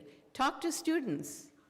You know, when you visit campuses, talk to students. First, zero in on a few schools. You can't go to 20 schools. Make a short list of about, let's say, 10 schools that you want to visit. Visit and see what's going on there. And if you feel really fit, and if they have the subject that you're interested in, they have the environment that you're interested in, and the students feel like they're having a good time, I think that would be the thing. Because you want to blossom wherever you go. Okay.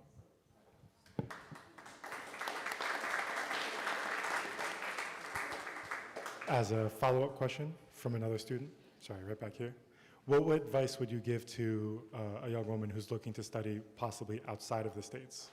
What was it like for you to leave in your custom? Is there a particular place you might recommend looking into? So actually, I think, for me, it was an eye-opener. It was amazing when I came to the U.S.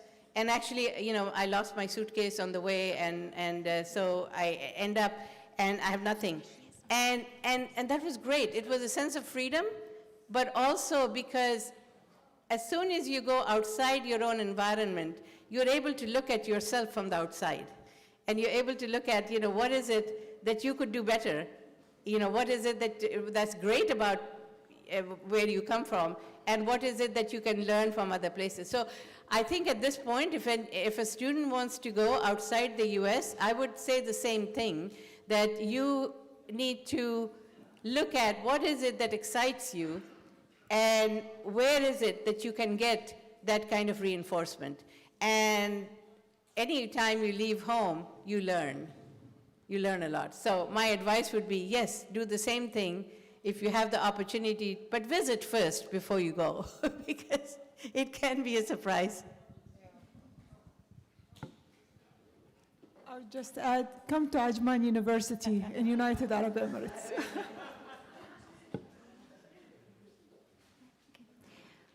I have a question for Her Highness.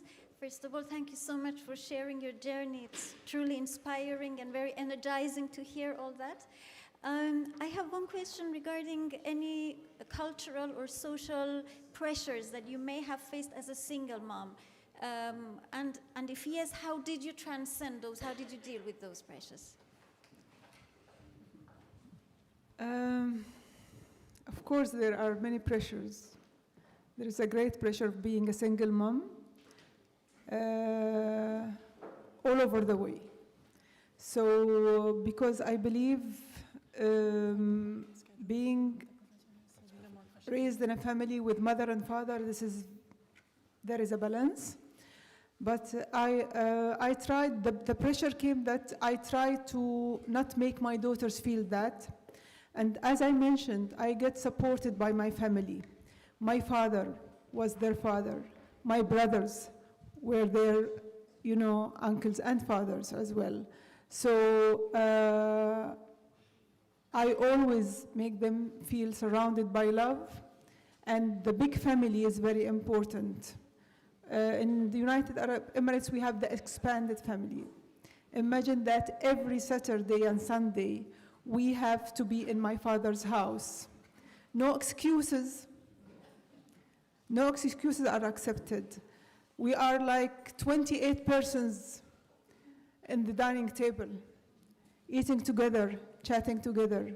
And I liked it. Sometimes I felt it's a pressure because I'm working all the week, and I'm traveling to my father's house, which is 1.5 hours away from my house, every weekend, from mornings till midnight. However, I feel the value of it because my daughters will see the big family, will feel that they are surrounded with love and care. So I think the family is very important. That makes me more stronger. And I also opt for strength so that my family will not, so that let's say it in another way, to be independent in my decisions, in my decisions in raising my daughters and my personal decisions. And I proved myself to my family that I am strong, I can be a strong mother, and I can be independent. That's why I'm working not in the family business, I'm working independently.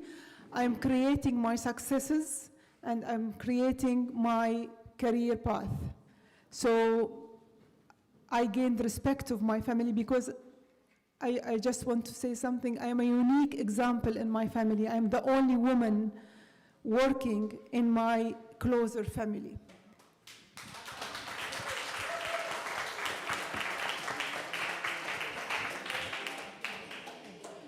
Do we have any more questions for our speakers? Last questions? Okay.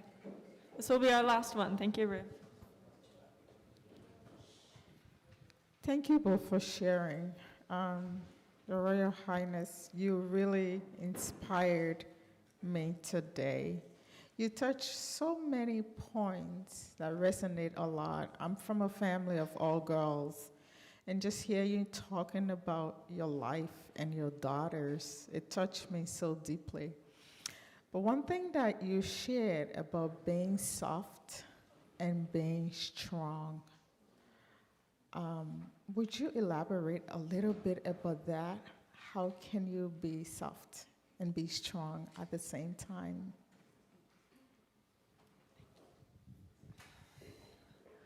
I believe softness and strength does not contradict. You can be always soft, and you can be tolerant, you can be full of love and empathy, but strong at the same time. I raised my daughters with softness, tolerance, empathy, to feel all the good feelings for others. I was even soft when my marriage ended because I don't like fights. I believe family is a big, is a big value in our life. So I knew that maybe our roads will not be the same as husband and wife, but we will always have the same, tie when we have sons or daughters. So this is my life. I never go aggressive with any situation.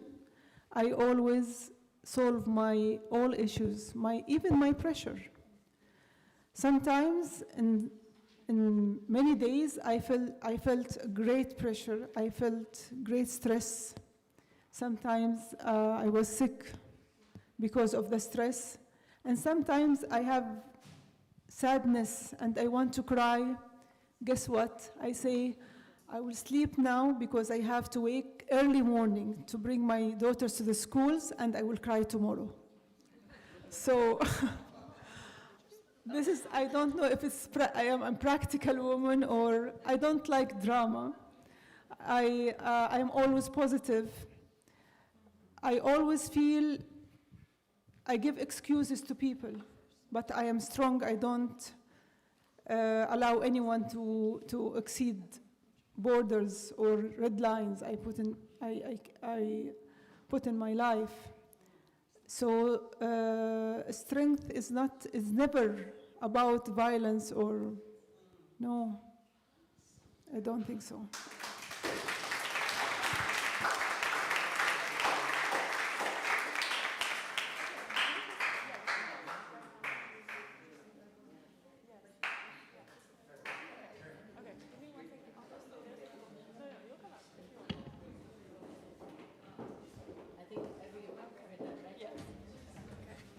Thank you so much. Okay. It was an honor to hear from those incredible speakers, so thank you very much.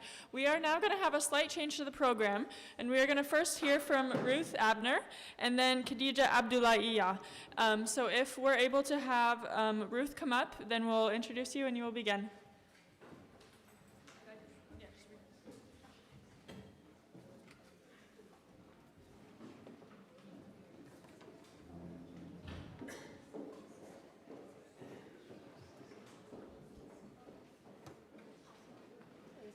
Okay. Hello, I'm just here to do the introduction for Ruth Abner. Okay. Mrs. Ruth Abner is an assistant superintendent with the Nigerian Immigration Service and a dynamic leader committed to peace building and community development. Beyond her professional career, she is a mother of two and is passionate about fostering peace, inclusion, and women's participation in governance and conflict resolution. Please welcome her.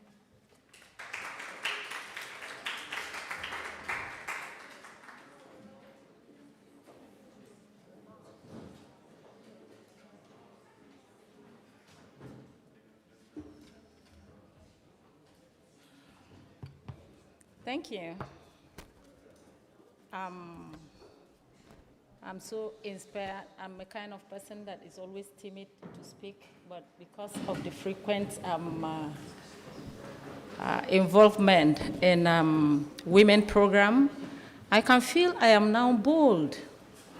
Thank you, and I will appreciate if you just listen, don't watch the mistakes. Thank you.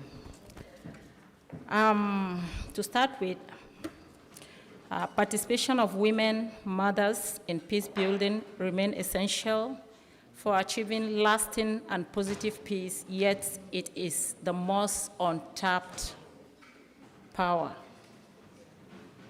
Especially the global south where I came from, due to some ipso factors, the cruciality of women mothers to partner in economic recovery, social cohesion, political and democratic legitimacy in mediation have been proven to be effective and credible in bringing holistic solution to the diverse members of committee.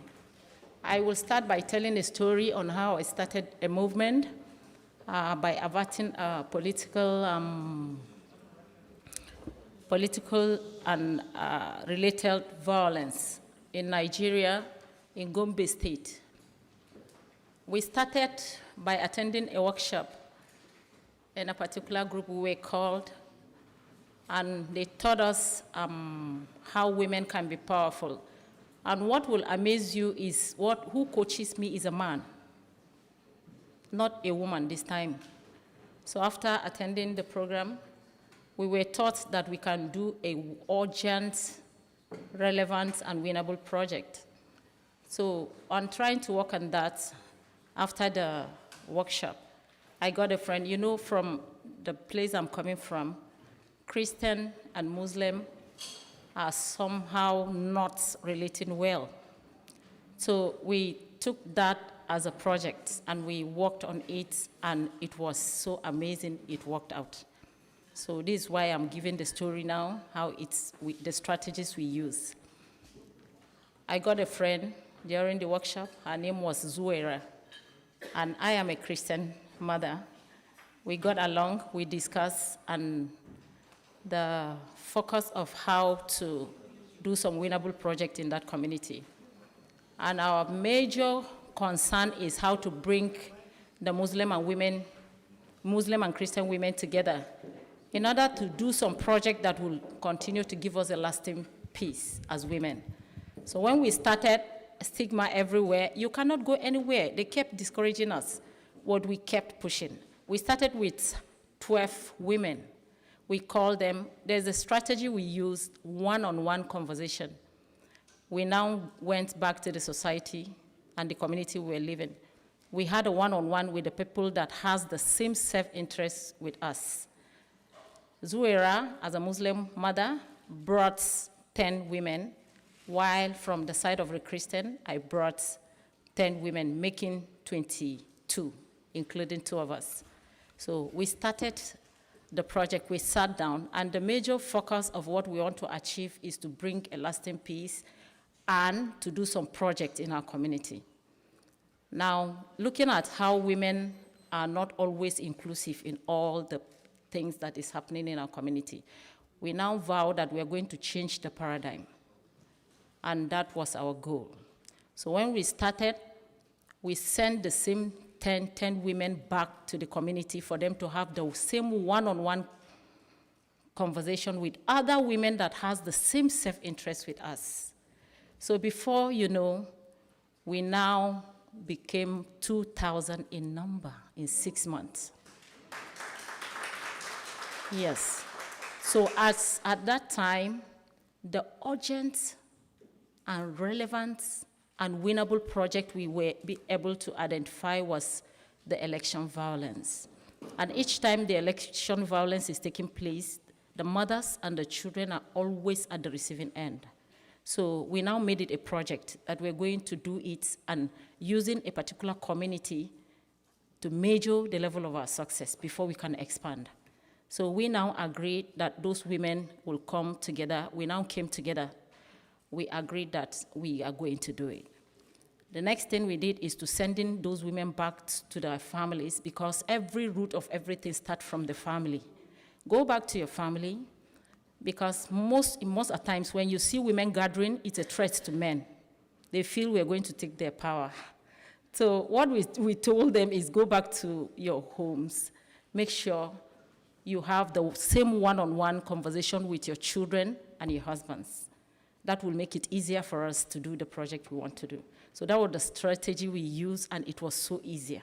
So when they went back to their families, they now had to do one-on-one conversation with their husbands and the children. So it now gave us a backing and support. So our children supported us, the husbands too supported.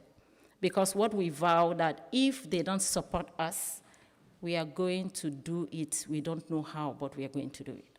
But as God will have it, they supported us, and we did it. So aside from that, the 600, the women, 2,000 women can never have the same self-interest. Each group that has the same self-interest, we split them into 20 women. If your self-interest is the youth, you get the same woman that has the same self-interest with you. Then you form a group of 20. We keep supervising, Zuera and I. There's something we call friendship initiation in between the Muslim women and the Christian women. Each festive period, we gather to have the festive together. eat and drink and discuss way forward. That was how that group becomes so powerful, and we've been able to do a lot of projects. One of the biggest projects that became a win was averting the election violence. We got the T-shirt for the Christian women, while veil for the Muslim women. So in 2018, that was when we had the meeting, while in 2019, the election violence was on the increase, and the tension was there. So when we sense it, we now focus on how to avert it, including our children and our husbands. Sometimes back, there was something that happened in my neighborhood. I was standing there. They set a house ablaze as a result of election violence. So that triggered that movement. We can do it, we say we can do it, and we did it. So we now separated ourselves and positioned ourselves in all the polling units with that same dress, with our food in the cooler and our water. So we started monitoring, and aside from that, there was someone that came out and was telling men that if they allow us to take over this movement, something bad is going to happen. So we now said, if you don't support us, we are going to deny you our bodies as your wives. That's what we had to threaten them. So seeing that, they had no option than to support. So they supported us, and we did it. Yeah, so it was a win for us. So the movement continued, and after the election, the governor was talking about that thing so seriously, that something happened in that community. There was no any time election would take place and violence will not take place in that particular community. He was trying to identify what really happened, that at that particular year, 2019, that there was no election violence. So they were looking for the trace. They now find out that there's a group of women that really did extremely well in averting that. So because of that, I was just seated. I had a call from the government house that we heard of what you are doing. So what do you think we should do to help up? We said women are not carried along in everything. In fact, in the sharing of relief materials, women are left behind. So we had to stand and say women should be included in all those things. So they say, okay, we are including you in one of the 15-man committee. What about that? I say, that's okay with me. So when they include us, they call Zuera as the Muslim woman, mother, and I was representing the Christian mothers. So when they call us for the sharing, and it was extremely different from the way they used to do it. They used to share it then, and they would just give the relief material. We'll just see it on the TV, but it's not coming to our doorstep. We can't see it. They will give it to men, and some of the men, unfortunately, will go and sell it. They will not bring it home. So when they tried in the side of women, the next thing they saw is every woman is carrying package, and they were celebrating.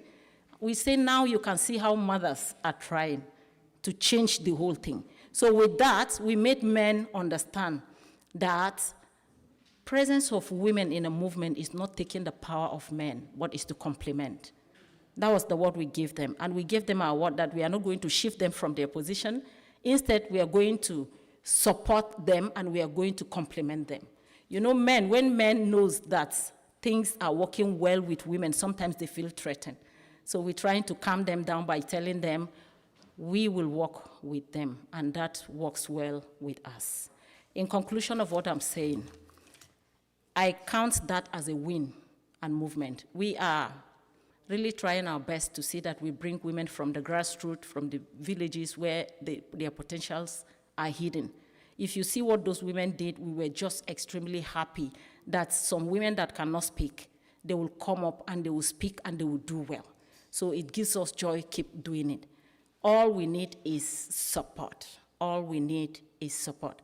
Thank you very much. I want to conclude by saying, our youths are the backbone of every society, should be given due attention, and girl-child education too is not left behind. And the employment and skills needs to be implemented in order to make the society a better place for mothers to be happy and for mothers to be strong. with this little one. Because of time factor, I'm not going to continue. Thank you very much. Thank you.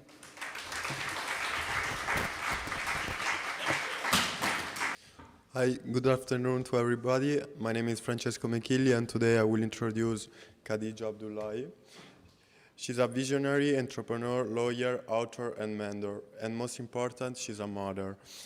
With expertise in public policy and governance, she designed innovative solutions for social issues. Khadija is a doctoral fellow from the Institute of Global Peace and certified global arbitrator. Also, she's an accredited specialist and instructor for a gender-based violence and diplomatic fellow from the Federation of International Gender and Human Rights. She has received the award for the excellence from promoting quality education, been nominated twice for the Prize of Peace from the Federation of International Gender and Human Rights. Please, let's welcome Khadija Abdullah. Thank you.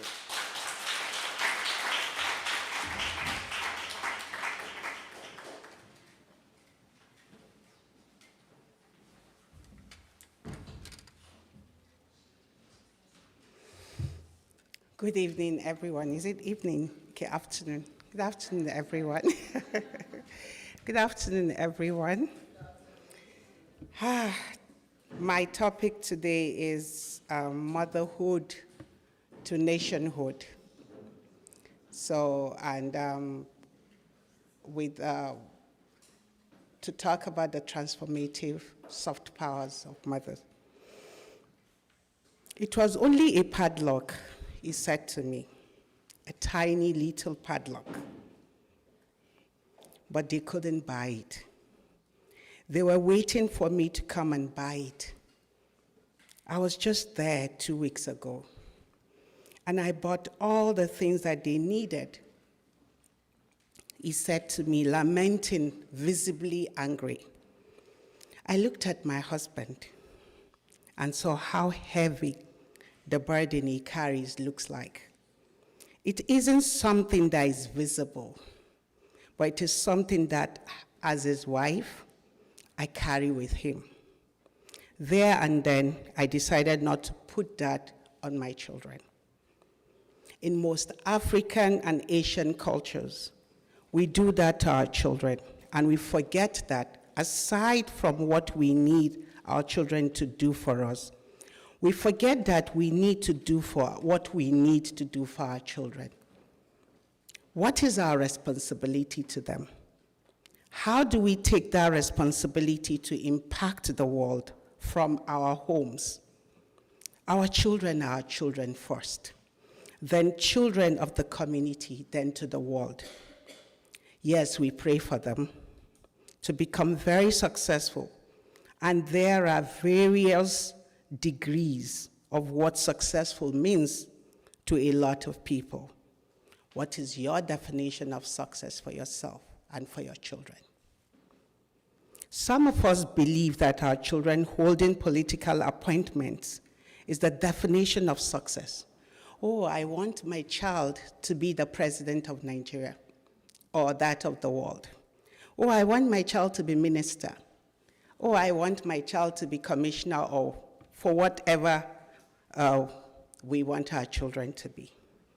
But the definition of success is a massive responsibility. We must understand how we have been able to use the soft, transformative power of motherhood to raise a new generation of empathetic children who become leaders of the world. Children who understand people's welfare, family, and childcare. Mothers who understand the power of nurturing their children to fruition, to make their contributions to the world to be more powerful and impactful. It is why we are here today, to have powerful conversations on our way forward on how we can be intentional about the soft power of mothers to carry a child from conception to nationhood. How we can create an environment of peace for everyone to thrive. It is that understanding that births the kind of work we do with women in Africa. At the women community in Africa, the power of bringing women together to understand the value of family, to take it seriously and to learn from one another how we can solve our own African issues. It is what we do in our coalition when we bring all stakeholders to the table. Our traditional institutions, academicians, technocrats, children, parents, and thinkers, all in the same room, to reverberate these messages into our rural space communities. Last year, we had the Professor Awa came to one of our summits in Nigeria to speak on cyber safety, on how families can protect their children. In WCA, we brainstorm on how to solve our African issues, bringing value-driven women together to fight gender-based violence and give them voices at the decision-making tables so that we can have homegrown solutions to save our continent from all the pains of family insecurities that go into our communities. These efforts have directly and indirectly impacted and empowered over 19,000 families across the spaces we have representations. We are also grooming the next generation of mothers who show up not for their own children, but who become mothers of the village as we nurture the villages of life. Today, I urge every one of us not to ignore the profound soft power that shapes values, behaviors, and worldviews in subtle yet lasting ways. I'll leave you with 4 questions. As we remember that as we live here, we advocate for and think of how, number 1, we can drive emotional intelligence. As mothers, we must teach empathy, self-awareness, and emotional regulation. How we can begin to look at the role modeling differently. There are tiny little eyes that look at what we do. Children who learn from their mothers' actions, attitudes, and values. How do we then support and encourage mothers? Today, we have learned the power of mothers' support, how that alone can boost confidence and resilience. Number 4, how do we drive cultural transmission? How we must, as mothers, pass down our good cultural heritages, traditions, and values to make our children understand who they are, and how understanding their self-knowledge impacts on our world. I will leave you with this. A mother's love and influence are the greatest catalyst for growth, shaping the next generation's leaders, thinkers, and change makers. Let us celebrate and honor the quiet strength, unwavering dedication, and profound impact of mothers everywhere. May we recognize, appreciate, and support the incredible work that mothers do all over the world, including all the speakers that have spoken today. Nurturing minds, hearts, and communities, and promoting peace for communal growth. I'd like to thank the Peace Institute's Mothers Without Borders for this profound gathering that brought together powerful women all over the world to talk about this. Thank you for listening.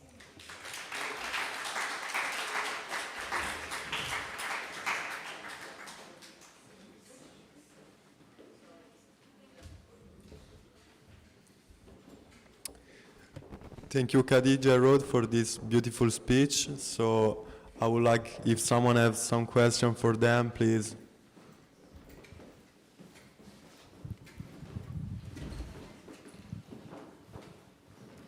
Okay, if you have any question, please raise your hand.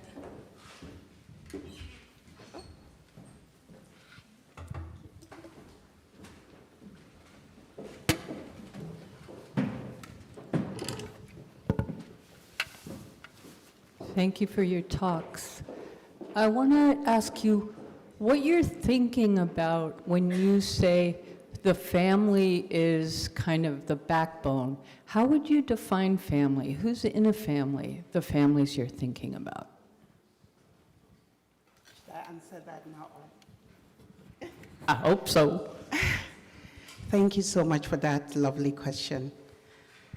So, for us in Africa, our stronghold, where we're ingrained in the power of family. You could hear what the princess said about the support system that the family gives. The family doesn't just give you physical support, it gives you emotional stability. Thinking about families, I was nominated to deputize a presidential candidate as the vice president of Nigeria in 2019 election. And the depth of the support I got from family and friends kept me ingrained. You must know I've never been in politics before. I did not understand anything about politics, but the encouragement, the prayers, the words of support that I got from my family kept me grounded, gave me the strength, gave me the resilience to continue on the journey.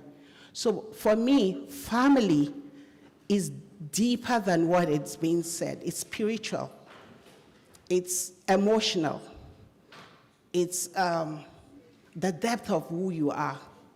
It's where you are anchored in, where you stay grounded in. So family means a lot of things, and for me and for a lot of people. Did that answer your question? It answers my question. But my question's motivated by knowing a few young men who are here who are asylum seekers because they've been kicked out of their community or family in Nigeria because of being gay, and I'm curious about that.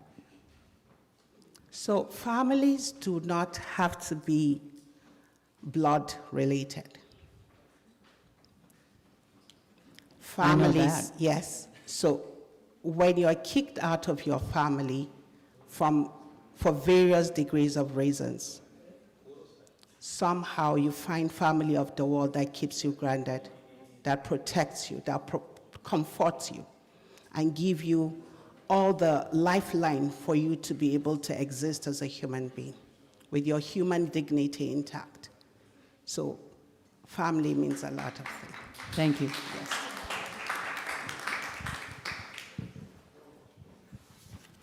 Okay, someone else?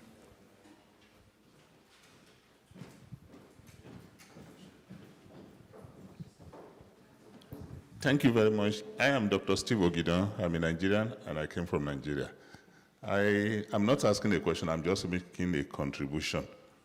Two things, the issue of family from African perspective has to do, you have the nucleus family, you have the extended family. Then you have the cultural family, you have the regulatory and legal family. In Africa, the cultural family is the father, the mother, the children, and then you have the extended family. The regulatory aspect is what the law of the country recognizes as family. Thank you very much.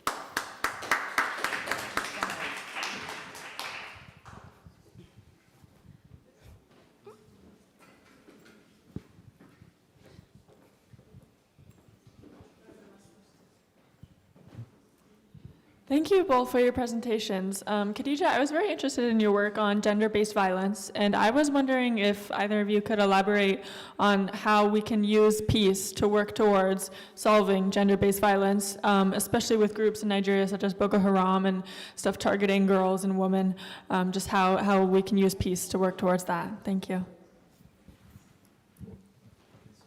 Thank you, Eliza, for that lovely question. So, I can answer your question with a story. I hope that can bring everything together. In 2016, we were opportune to go to Borno State. That's where that was the core of where Boko Haram happened. And we were, because of our work, were able to speak to some women about what happened to them. We went to do a social experiment, finding out how the conflict has affected them, affected their families and all of that. And she told me a story that, I heard a lot of stories, so many, but one that stood out for me, about two stood out for me. The first one is, she said that the violence didn't start with the Boko Harams. It started from the homes. Already she had issues with her husband and all of those things, financial abuse and all of that.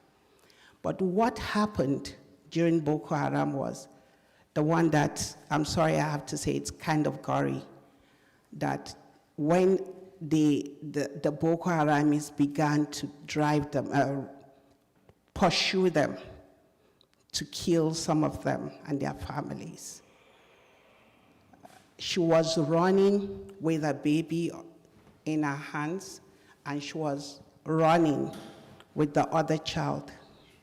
She was frantically running, so much so that when she got to a place to catch her breath, she looked back and saw just she was holding the hand of the child. She couldn't find the child. What we did was for us to be able to connect her with the Presidential Committee on Peace, it's PCNI, that was able to help, because she lost the child forever. She doesn't know if the child died or if the child got lost, but she was holding the hand of the child, thinking that the child was still moving. And there's another one that talked about he saw his mother and father being slaughtered in front of him.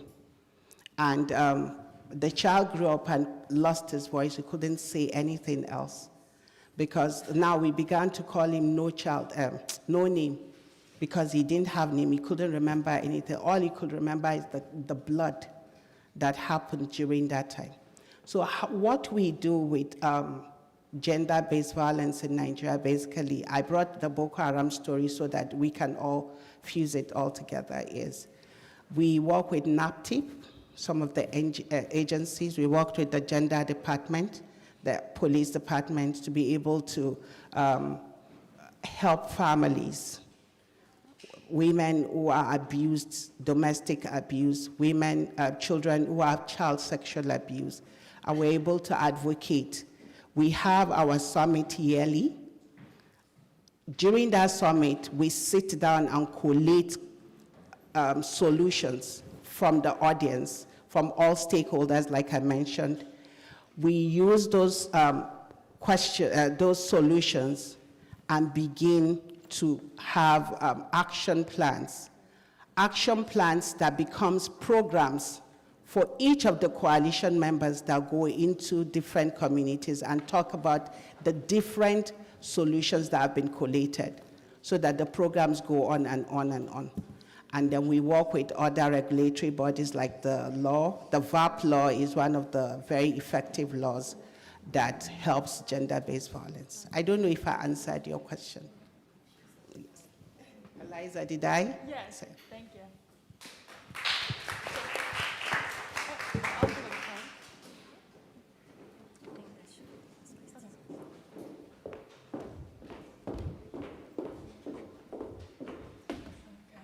Thank you very much, both to Khadija and Ruth. I appreciate your incredible speeches. Let's give them a hand.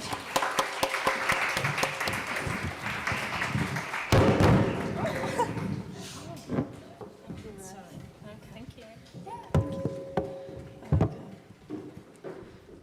Okay.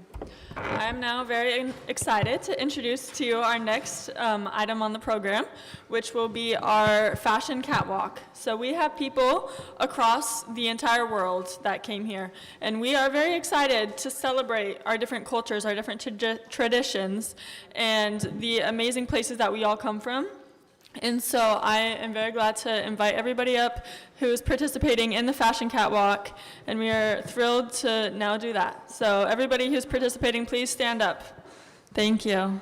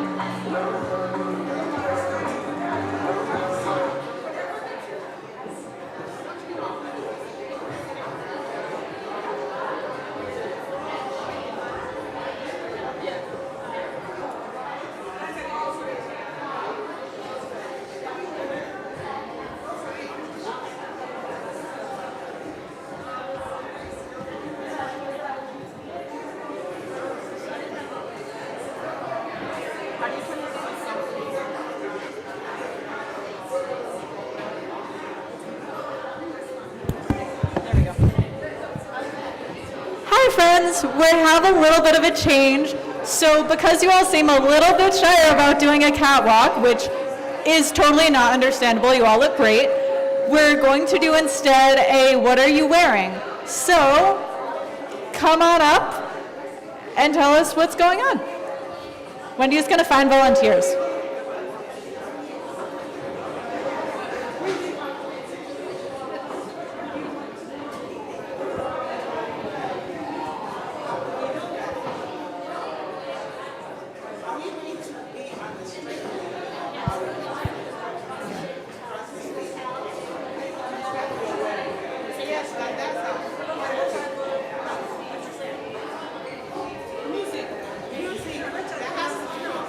Hi, welcome. All right, can you tell us your name and what you're wearing?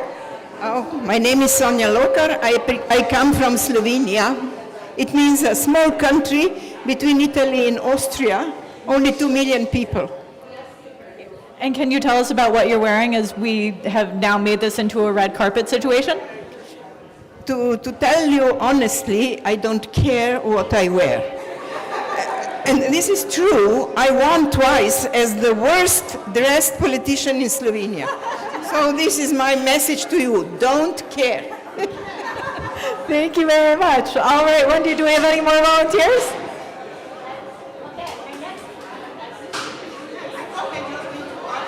Yeah, come on up.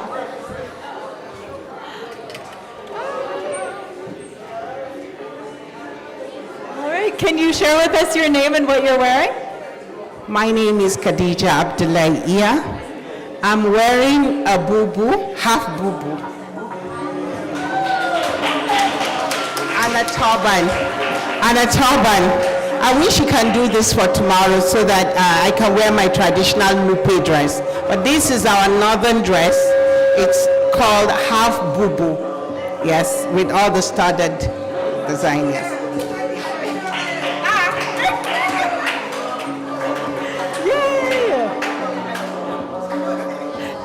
Thank you. All right, next up, name and what you're wearing.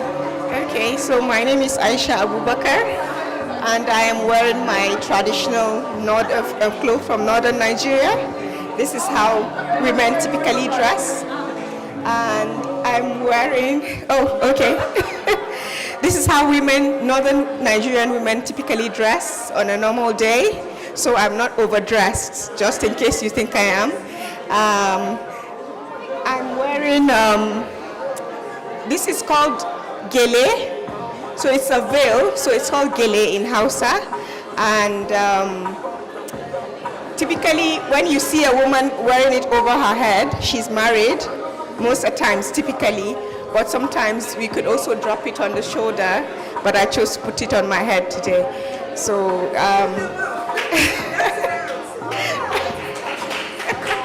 I don't know how to do. Thank you so much.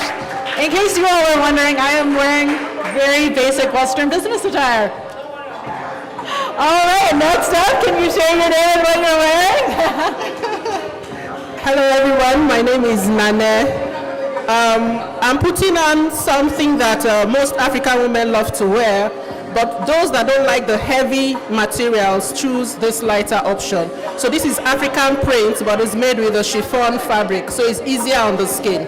Thank you. Thank you. All right, next up. Can you share your name and what you're wearing? The African Queen. Yes. I am Ruth Abner from northern part of Nigeria. As you can see, I'm wearing African attire. I love doing that everywhere I go because I'm proud of where I'm coming from. So I don't know how I look. Yes, can you see me? How do I look?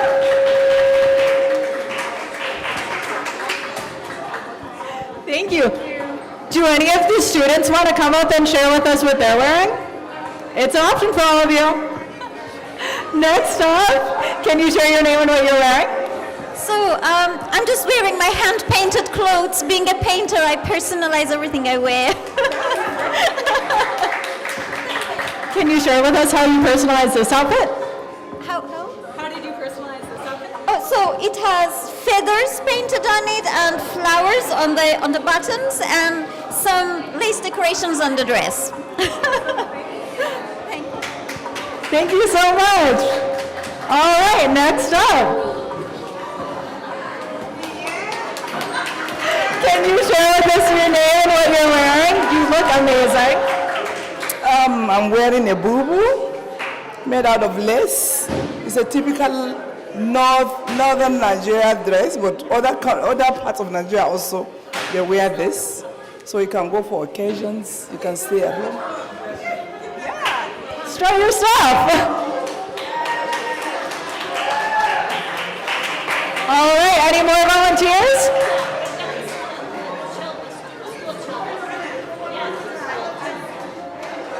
Erica, come on up. We're basically wearing the same thing. Okay, so tell us about what you're wearing. It's nothing special, like, I mean, I don't know, it's nothing, I don't know, it's like yours, like, we're not, I don't know.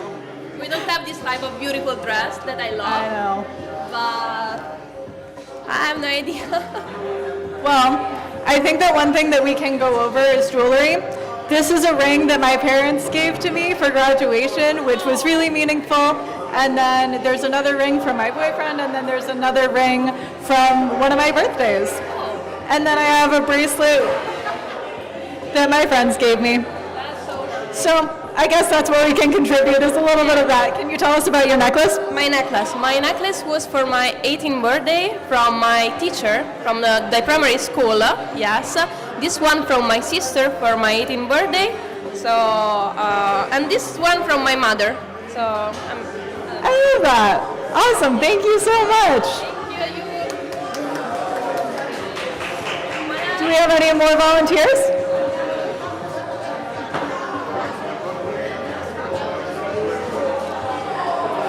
Students, would you like to come join us? We would love to hear what you're wearing. Yeah! Come on up, no need to be shy.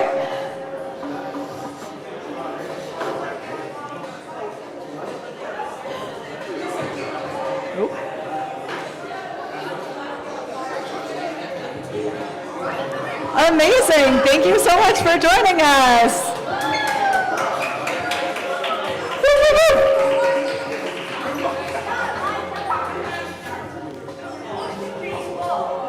See, this is cool for me because this is the only time in my life that I'm going to be taller than any of you is standing on this stage. Come on, you beat me to it, man. Okay, well now this is just going to be sad for me. But let's go through the line. You can tell us your name and what it is that you're wearing. All right, here, can we start with you? Can you tell us your name and what you're wearing? Phoenix. I'm wearing Carmen. I don't know what it is. It's just called Carmen. I'm wearing these pants I made myself for Christmas. And I'm wearing this tie I found at Goodwill. That's awesome. Thank you so much. I love your pants, by the way. That is very impressive. All right, can you please share your name and what it is that you're wearing? My name is Hazel. I'm wearing a baseball cap, a t-shirt, and khaki cargo pants, and Adidas shoes. Awesome. And what does your shirt say? It's the Putnam Avenue School track team. That's great. How are you liking track? I mean, it hasn't started. This was last year. Oh. Fair enough. All right, well, thank you so much. And good luck in your track season. Can you please share your name and what it is that you're wearing? My name is Tarek, and I'm wearing a long dry fit shirt with sweatpants that I got for Christmas last year with Converse shoes. Love to see the Converse coming back. Thank you.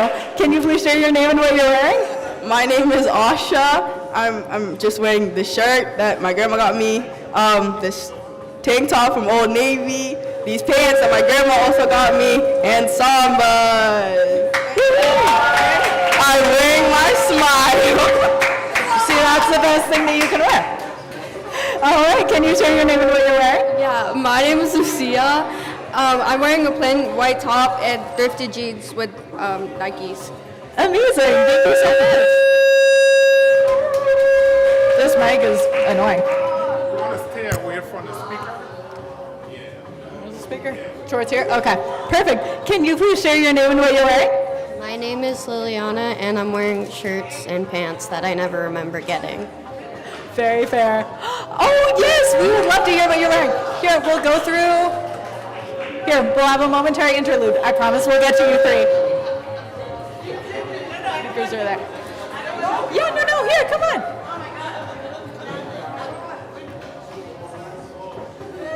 Okay. Awesome. Can you please share your name and what you're wearing? We'd love to hear about it. I was almost going to show you how to put it on, but you saw it took me 5 minutes, right? So this is a sari. I think a lot of you know that. It's 6 yards of material, 6 meters, and then I just wrapped it around. So there's a petticoat underneath, wrapped it around, and there's a blouse, and you can wear it any way you want. You can do this. You can also do this. How about that? How about that? you can use it. You can use it as a shawl, or you can just leave it like that. Amazing. Okay. What's your favorite part about wearing saris? What's that? What's your favorite part about wearing it? Oh, I think it is very comfortable. It's really, I can't run in it, but otherwise it's very comfortable. To be honest, I can't run in these heels either, so you're in very good company. All right, thank you so much. All right, next up, can you please share your name and what you're wearing? I'm Maurice. I'm wearing a sweater, and I got new Jordans, and I got my braids done. Awesome, thank you so much. All right, can you please share your name and what you're wearing? I'm Olivia. I'm wearing a tie-dye sweater, blue pants, and Converse. Awesome, I love the butterfly on your sweater too, that's great. All right, last but not least, can you please share your name and what you're wearing? I'm wearing a blue shirt. What's your name? Mohammed, and I'm wearing a blue shirt. These pants that have AR on it, and just New Balances. Are you a big fan of UNH? So it's all just false advertising? More or less, fair enough. All right, thank you so much. Can everybody please give a big round of applause to our students and everyone who participated? Thank you, Natalie. All right, right now, the Kenner lecture is going to start in 15 minutes. It's right across the way in Tishman Commons. There is food there if you want a little snack. They have food. And Hawa's talking. I would like all my Wellesley students and students from Rome to stay here to help me clean up, but I'll see you all tomorrow. Bye. Hi. Hi, everybody. Can I have your attention, please? Okay. We have to move in another room. Please. Sorry.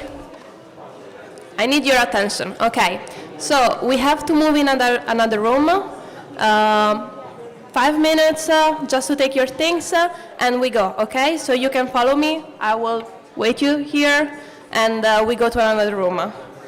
Okay. No. We finish here. We just need to move, okay? Thank you.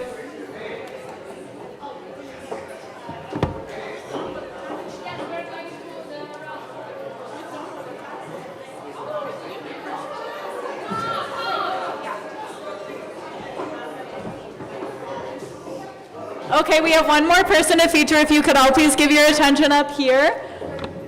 All right, you can come up to the podium. I'm not